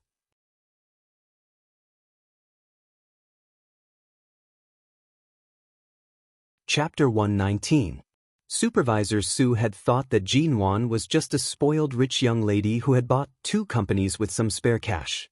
She would occasionally come to the company for a meeting, fire a few people, and display her might as a boss. Apart from that, she was just like Han Tianyuan, a piece of trash. However, Jean Wan's following words caused Supervisor Sue to be unable to maintain her composure. Do you think that just because I don't come to the company, I won't understand the company's situation? I have eyes. I'll investigate and see. You're the head of the finance department. I'm afraid you won't be able to memorize the monthly analysis of the company's financial situation. But I can. Supervisor Sue furrowed her brows in disbelief. Jean Wan coldly watched her. I know where every single cent is spent. And this 30 million yuan of liquid funds has already been transferred away a month ago. Do you think I haven't discovered this matter? Supervisor Sue's eyes reddened. She took a deep breath and tried hard to hide her emotions. Supervisor Sue, do you believe me? Ever since the first day I came here, I've already noticed you. I've been waiting for the time when you can't sit still anymore, Jean Wan calmly said. At the same time, she took out her phone and data cable from her bag, connecting it to the computer on the table. Not long after, an indescribable video appeared on the computer, as well as the sounds of men and women unable to control themselves. The moment she saw the video on the computer, Supervisor Sue turned to look at Jean Wan. Her face instantly paled to the point where it lost all color. How did you? When the person in charge of the company was handing over his position, you took advantage of a loophole in the company's finances to embezzle more than 30 million yuan of liquid funds. This is a crime of theft. Jean Wan crossed her arms, coldly leaning against the table. Her tone was slow and cold. And today, you used CEO Jean to create trouble, not only to use this matter to escape, but also to make enemies between CEO Jean and CEO Jean. After all, even if I can't keep my studio, I still have the G family and the MO family behind me. You wanted to use me to get rid of CEO Jean. Am I right?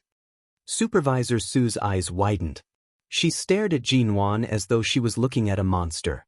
He couldn't believe it. How did she find out? Jean Wan saw the trace of panic in Supervisor Sue's eyes. It was extremely cold, and her exquisite facial features became cold and imposing. CEO Jin's husband slept with you before, and the two of you were so passionate that you could have sex in a small hotel that wasn't very safe. Otherwise, it would have been difficult to find such a video. Jin Wan glanced at the paused image on the computer screen.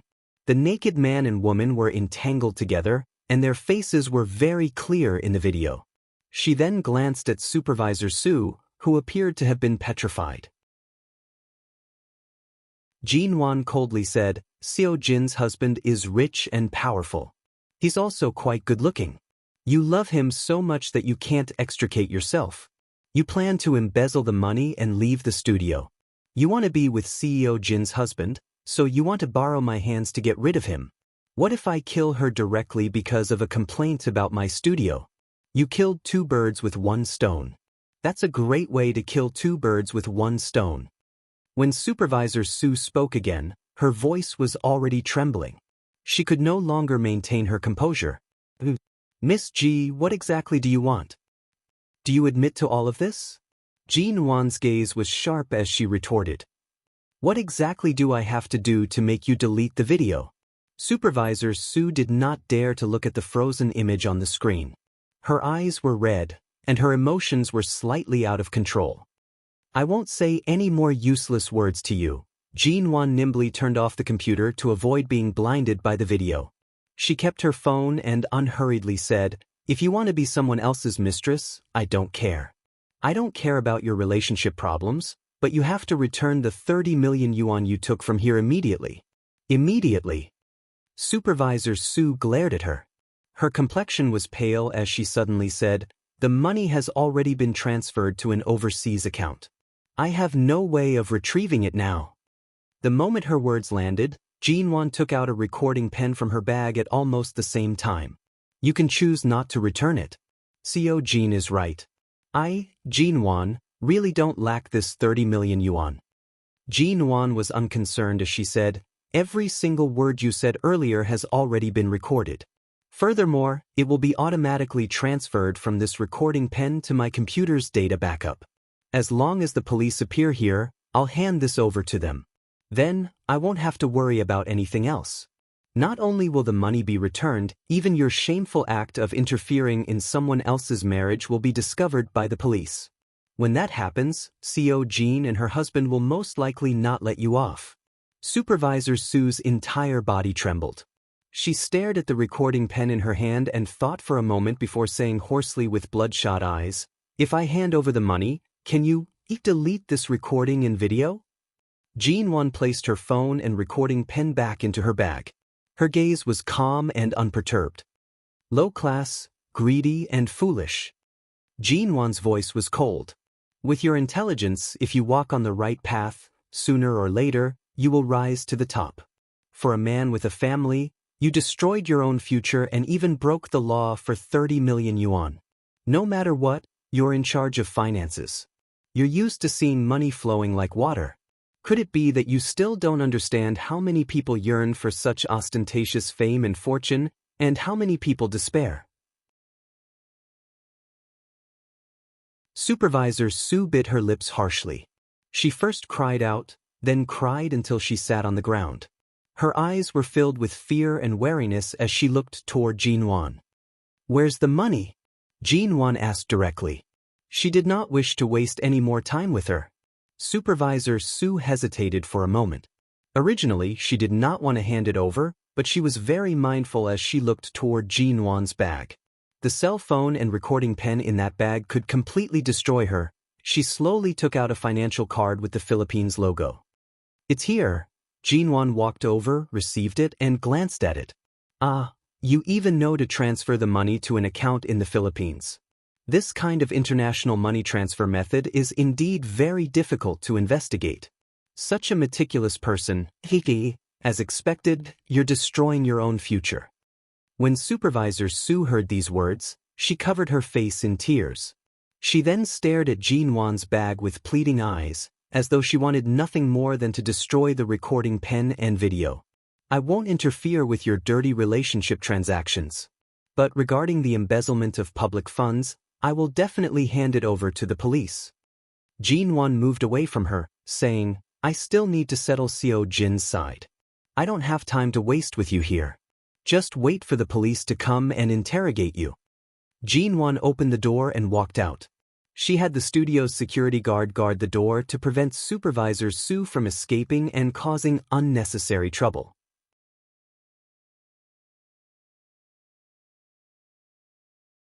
Chapter 120. When Seo Jin saw that Jin Won had returned, her smile was filled with mockery. Miss Ji's expression seems very relaxed. Could it be that you really managed to conjure up 30 million yuan in these 20 minutes? Jin Won calmly handed the Philippine International Financial Card to Xiao Ba and softly said, First, check the amount of money in this card. Ask Supervisor Su for the password. She's next door. Xiao Ba nodded and quickly walked out with the card. What's that? Seo Jin seemed to have noticed something. She stood up and approached, but Xiao Ba had already left with the card without turning back. Seo Jin, don't be anxious. If you plan on taking away the money you invested back then, of course, I won't forcefully hold it back. Jin Won calmly glanced at her. Seo Jin glanced at her. Miss Ji, don't blame me for being too ruthless. Back then, I only invested some money into Han Tianyuan's company because of the Han Corporation. Now that the boss has changed, and I don't have any relations with your Ji family, of course, I have to take back the money. I know. Jin Won spoke and turned to open the laptop on her desk. She then opened a PowerPoint presentation she had personally prepared. It's not that I can't satisfy Seo Jin's request to terminate the contract. If you insist on terminating our partnership today, no matter what, I won't forcefully stop you. Jin Won smiled lightly. But before you make your final decision, Seo Jin, why don't you take some time to take a look at this? Seo Jin walked over and glanced at the contents of the laptop disapprovingly. Seo Jin should know of the properties and land resources under construction under our studio's name. For example, this piece of land in the southern part of the city. It's only a street away from the bustling area in the southern part of the city. 2 years ago, the price of this piece of land had already reached a sky-high price. When this area was first built, the pre-sale price had already exceeded 20,000 yuan per square meter. Although this year, the domestic real estate industry has been declining by more than half, and the price here has been dropping by around 5,000 yuan, based on the current construction progress, this area will only be completed by next summer. The prices of the other properties nearby are all lower by half. Furthermore, because the prices have been dropping, the sales of the properties are very good. And so Jin crossed her arms. Boss Jin, you shouldn't have been a Haicheng local, right? Jin Won turned to look at her. If you're from High City, you should be well aware of the ratio between the rich and the poor in High City. You should also know that the base number of migrant workers is increasing at an extremely high percentage every year. In High City, the upper class with a net worth of more than 1 billion yuan accounts for 37% of the country's population. All the rich areas in High City are overcrowded. This price of more than 20,000 yuan per square meter is within the acceptable range for most people, but they are currently in a wait-and-see state.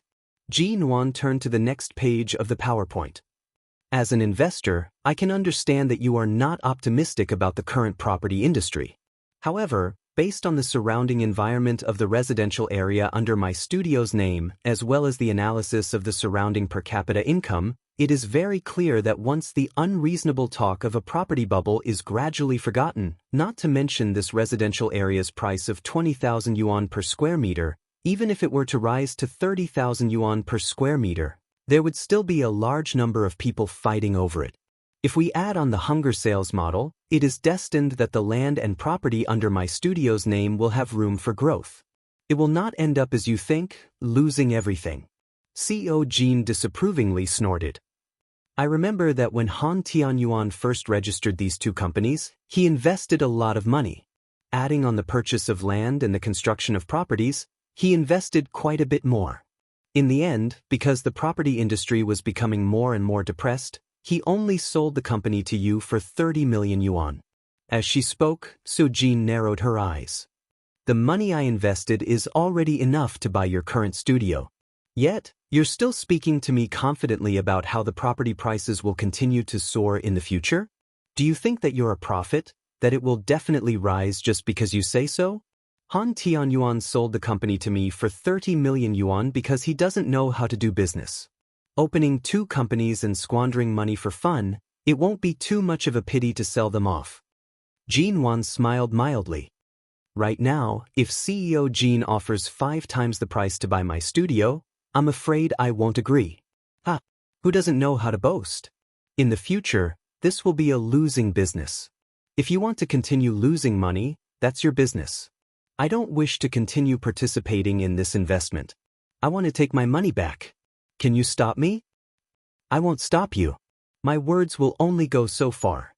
Jin Wan maintained an indifferent expression the entire time. The office door opened, and Xiaoba returned with a card. She handed it to Jin Wan and softly whispered a number into her ear. Jin Wan placed the card on the office table. The money is here. I can also personally cancel the contract with you.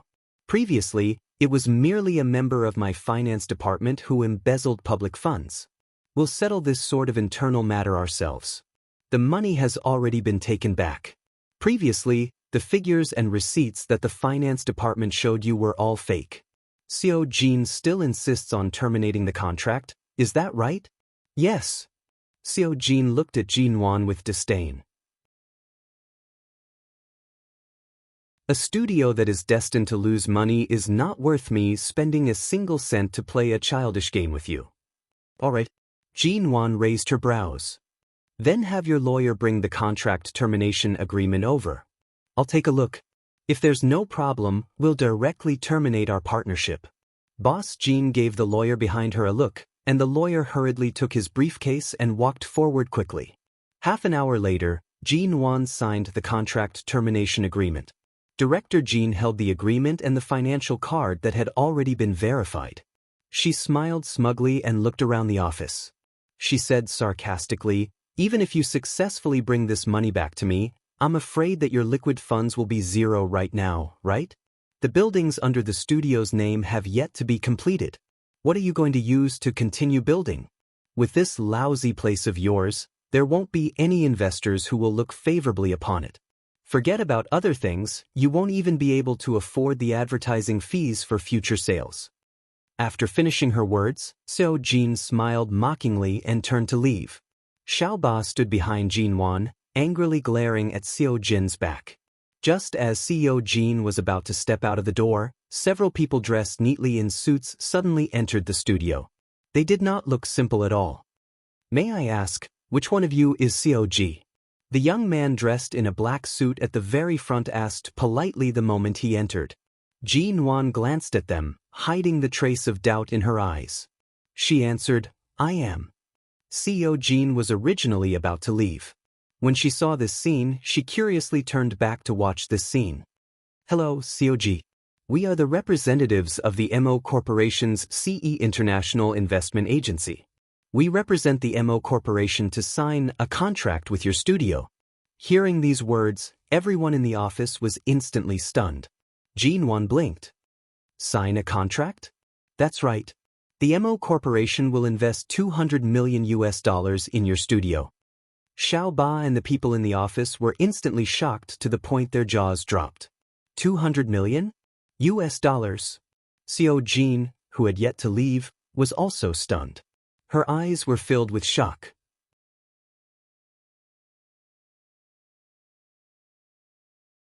Chapter 121. Heavens, heavens, heavens. As expected of Boss Nwan's husband. What a timely rain. Xiaoba stood behind Jin Wan, filled with excitement. $200 million? Are you sure you're not joking? CEO Jin's expression was confused. Her eyes were filled with disdain. Could it be that Miss Ji was afraid of losing face and hired 2 extras to support you? This time, Xiaoba glared at CEO Jin confidently. Some people shouldn't look down on others, all right? It seems like CEO Jin is indeed not a Haicheng local. You don't even know that our CEO Ji is the wife of the MO Corporation CEO. Seo Jin immediately stared at Jin Wan in astonishment before shifting her gaze to Xiaoba. She then stared at the two representatives from the CE investment agency who clearly did not look like fake actors. Although CEO Jin's family's company was in Haicheng, she was often abroad. Each time she returned, she would only stay for a few days before leaving. The company was managed by her husband. She only knew of Haicheng's four prominent families and that this Jinwan was the Ji family's daughter. Right now, the Ji family was no longer as stable as they were a few years ago in the upper class. A mere identity as the Ji family's daughter did not have much of an impact. But MO Corporation, of course she had heard of it. CEO Jin paused for a moment before shifting her gaze to the two CE investment agency investors. Are you for real? The two did not even glance at her. They continued to politely face Jinwan. COG, please forgive us for coming uninvited. The investment contract has already been drafted before we came. Please take a look. They handed the contract over. Jinwan hesitated for a moment before accepting it. She was actually quite shocked. This CE investment agency was the largest investment company in Haicheng in the past 10 years. It had many well-known cooperation cases with many of the world's top 100 companies. Right now, CE Investment Agency was already under the MO Corporation's name. Jinwan's original plan was to sell the 2 or 3 properties and idle cars under her name for tens of millions of yuan so that she could continue to build those properties. She still had the inheritance her mother left her before she passed away. Although it was not much, it was enough for her to temporarily solve the current situation. After all, the money could be earned back in the future, so she had been steady and orderly. She only dealt with the personnel changes in the studio and was not very anxious about the money. She didn't expect that Mo Jingshan had already known her financial situation like the back of his hand. Not only did he send the most authoritative investment agency to sign a contract with her, but the contract even clearly indicated the budget of the land and real estate projects under her studio's name, which not only saved her a lot of trouble, but also directly pointed out a clear path for her. Is this arranged by your COMO? Jinwan looked up after reading it. The tall man, who was one of the representatives, nodded and smiled at her modestly. We know COG's concerns. In fact, you can think of it this way. What our investment organization values is the market prospects and the profits we can reap in the future. Even if CEOG has no relationship with MO Corporation, we will screen and plan the nearby real estate companies and find the most suitable company to invest a sum of money in. Mo Jingshan really understood her well. These two people's words were really watertight and logical. They managed to expose Mo Jingshan's true relationship with her, and at the same time, they managed to save her face. I'll have to trouble the two of you to wait in the VIP lounge. Jinwan was silent for a moment before nodding at them. She then turned to look at CEO Jin, who was still standing by the door. CEO Jin, is there anything else? From afar, CEO Jin had seen the logo on the contract in Jinwan's hands. It was indeed the anti-counterfeiting logo of the CE investment agency. The people from CE personally came to sign the contract and directly showed them the anti-counterfeiting logo. From this, it could be seen how much importance they placed on this studio. In an instant, CEO Jean felt that the card in her hand that she had just asked for back was burning hot. She changed her mocking expression and said with an awkward smile, Miss G, I haven't looked through the PowerPoint you showed me earlier. Actually, it's not that we can't continue working together, but I'm not too confident in the domestic real estate market. Why don't we find some time to specifically talk about this? Jean Wan glanced at her. Earlier, I've already asked CEO Jean to reconsider. I've asked you again and again if you're sure you want to terminate the contract. CEO Jean felt as though her face had been slapped loudly. However, if Jean Wan truly had the backing of the MO Corporation, then this so-called studio would definitely not close down. Furthermore, the MO Corporation also had the illustrious Haicheng MO family behind it. That was the MO family. Earlier, I was indeed in the wrong. My emotions were a little extreme, and I said a few angry words in a moment of hot-headedness. Actually, I've thought about it carefully. The real estate market is indeed what everyone needs the most. Although we've just signed the contract, we're terminating the previous investment contract with CEO Han. I think it's a good time to re-sign the contract with the new Emon studio. Jin Wan smiled lightly at her, but her voice was directed at Xiao Ba, who had a disgusted expression. Xiao Ba, send the guest out. When Xiao Ba heard this, she instantly felt extremely satisfied. She nodded her head forcefully. All right. As she spoke, she walked forward and smiled at Xiao Jin, who was gradually losing her composure. She extended her hand toward the slightly opened office door and gestured for her to enter. Xiao Jin, take care. Xiao Jin also wanted her face. However, the moment she thought that she might have offended Jin Wan, as well as the Mo family or Mo Corporation, her heart trembled. Although she came here today to retrieve the 30 million yuan, she had unknowingly brought trouble to her own company. She then saw that Jin Wan clearly did not intend to continue talking to her. Her attitude remained calm and indifferent, causing her to be unable to understand what was going on. She instantly felt anxious in her heart. Miss Ji, regarding the cooperation, we can really discuss it again. If you have any dissatisfaction toward me, I can get my husband to personally re-sign the contract with you. Xiao Jin decided to lower her stance and looked toward Jin Wan with a face full of smiles. Jin Wan chuckled lightly. Her tone was unhurried and meaningful. Right now, I'm afraid your husband won't have the time to care about such matters. CEO Jin's expression was surprised. It was clear that she did not understand the hidden meaning behind her words. However, the hint of mockery and meaning still caused Xiao Jin to instinctively furrow her brows. Not wanting to waste any more time, Jin Wan gave Xiao Ba another look. Xiao Ba directly went to open the office door. She then turned to look at the conflicted Xiao Jin. Xiao Jin, please. The intention to chase her away was extremely obvious. No matter how thick-skinned she was, she could tell that right now, Jin Wan was not going to give her any chance to continue talking about the cooperation.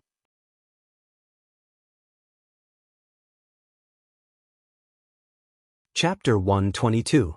Serves her right. Who asked her to look down on us? No wonder she dared to bring her lawyer over to forcefully terminate the contract.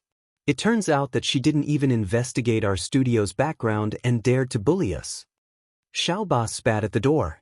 She turned back to see Jin Wan standing there with a pensive expression. Boss Wan, are we really going to receive a $200 million investment? Xiao Ba's eyes were filled with anticipation. She jogged back as though she wanted to hug her thigh, moving closer to Jin Wan's side. Jin Wan was silent for a moment before saying, "Go call the police and have them bring Supervisor Su away. She's suspected of embezzlement and other business crimes. We need to investigate them carefully. Hand her over to the police station first." Xiao Ba was shocked. She then asked in a voice that only Jin Wan could hear, "A few days ago, you asked me to investigate Supervisor Su's personal situation. Did you already suspect her?" Jin Wan glanced at her indifferently. With your reaction speed, you probably won't even understand what's going on when the company is sold. Why are you trying to act smart with me now? I'm asking you to call the police, so hurry up and do it. Xiao Ba looked at her with a wronged expression. Her hands moved quickly as she picked up her phone and called the nearby police station. 2 hours later, because she had signed a contract worth $200 million with CE International Investment Agency, this small studio under Jin Wan's name, which was originally unknown, had become the small studio with the highest amount of funding in Haicheng. In this hour, the phone on Jin Wan's desk was about to explode from the calls.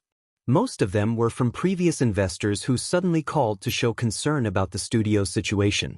They even said they wanted to arrange a time to meet with Jin Wan to discuss the investment. Some even expressed their sincerity through the phone, saying that they had always felt that Han Tianyuan was unreliable. After Jin Wan took over, they had always looked forward to working with Jin Wan and so on. After receiving too many calls, Jin Wan finally had a moment of peace. She was about to pour herself a glass of water when all of a sudden, the phone in her pocket vibrated. She picked it up and saw that it was Mo Jingshan. Earlier, Jin Wan was afraid that he was busy and did not look for him. Now, he actually took the initiative to call her. She returned to her desk and sat down. She picked up the phone and said, Why didn't you tell me in advance that you suddenly sent 2 people from CE Investment to sign a contract with me? You threw money at me without saying a word. You scared me to death, okay? Why are you so timid? It's just an investment cooperation. The man's voice came from the other end of the phone. His voice was deep and sexy. Jean-Wan couldn't help complaining to him about the bunch of phone calls she had just received, as well as the disgusting faces of those people. Then she said, "The key is that those who originally intended to withdraw their investment are now fighting to continue to invest. I'm just a studio. If this continues, the amount of financing will be enough for me to set up a shareholding company." Mo Jingshan smiled mildly. "Mrs. Mo is ambitious and has a bright future. I have to help you." Boss Missouri, this isn't just a helping hand. Since the contract had been signed, Jean-Wan was not in the mood to be delicate. She said bluntly, I suddenly feel a little pressured." "Pressured is a good thing. This proves that Mrs. Mo hasn't lost her direction," Mo Jingshan said calmly. Mo Jingshan spoke calmly, "You know very well that I sent CE's people over and did not go personally. There was also a contract signed in the middle. You should know that this investment wasn't placed in your hands for nothing." "Of course I know." Jean-Wan held her chin, leaning against the table. She pressed the phone to her ear, her voice clear and gentle. "So, although it seems like I've received such a high investment, in reality, I'm actually in debt of $200 million. Furthermore, the contract that CE people gave me also included a guarantee. Within 5 years, my profits will be doubled. Otherwise, I can withdraw my investment at any time." Mo Jingshan calmly said, "It's good that you know." Jean-Wan held her forehead. The people in the studio were currently celebrating the generous investment they had just received. Only she was clear that she had a huge debt on her, and the creditor was her husband. The methods that Mo Jingshan had used today without batting an eyelid, every step that he had taken was impossible for her to reject. Business was official, and the contract was signed by CE's people. None of this was child's play. Thus, Mo Jingshan still respected her initial wishes and did not interfere. This investment he really did not give it for nothing. Hearing the little woman lying on the table and sighing, Mo Jingshan softly chuckled. "Previously, weren't you very confident in the future property industry in the country? I still have confidence. But suddenly, the pressure is huge. This isn't a small case like tens of millions. It's only doubled in 5 years. But you don't dare to accept it?" "I've already signed it. Of course I dare."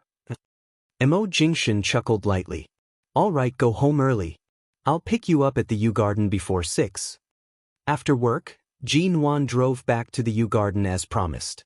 After alighting from the car, she was still thinking about the studio. She walked into the U Garden, opened the door to the villa, and closed the door without turning back. She threw her bag on the table, changed her shoes, and entered the living room on the first floor. She took off her coat. The U Garden was huge. Not mentioning the floors above, just the living room on the first floor was over 200 square meters. Including the kitchen, dining room, and guest rooms, the total area was over 400 square meters. And at this moment, this place, to Jean-Wan, was suddenly too spacious and quiet. At this time, the usually warm and considerate Auntie Chen actually did not come out to welcome her. The servants who usually walked around on the first floor were also not around. Perhaps, using the word spacious was not appropriate. But it was unusually quiet. Jean-Wan casually raised her eyes, scanning the living room in front of her. She felt that something was wrong. Earlier, when she entered the door, she had already sensed that something was amiss.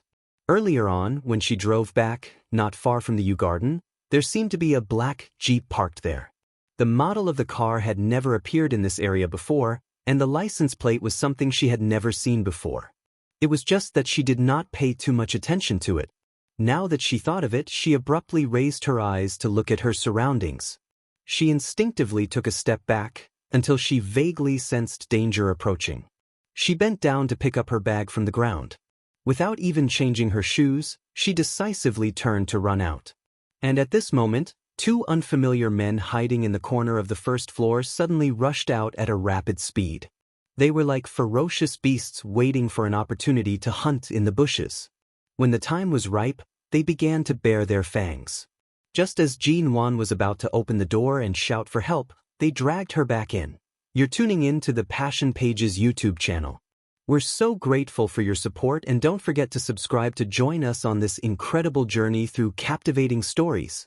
Your generosity through donations truly makes a world of difference, as it's the primary source of revenue that allows me to expand and enhance this channel for you.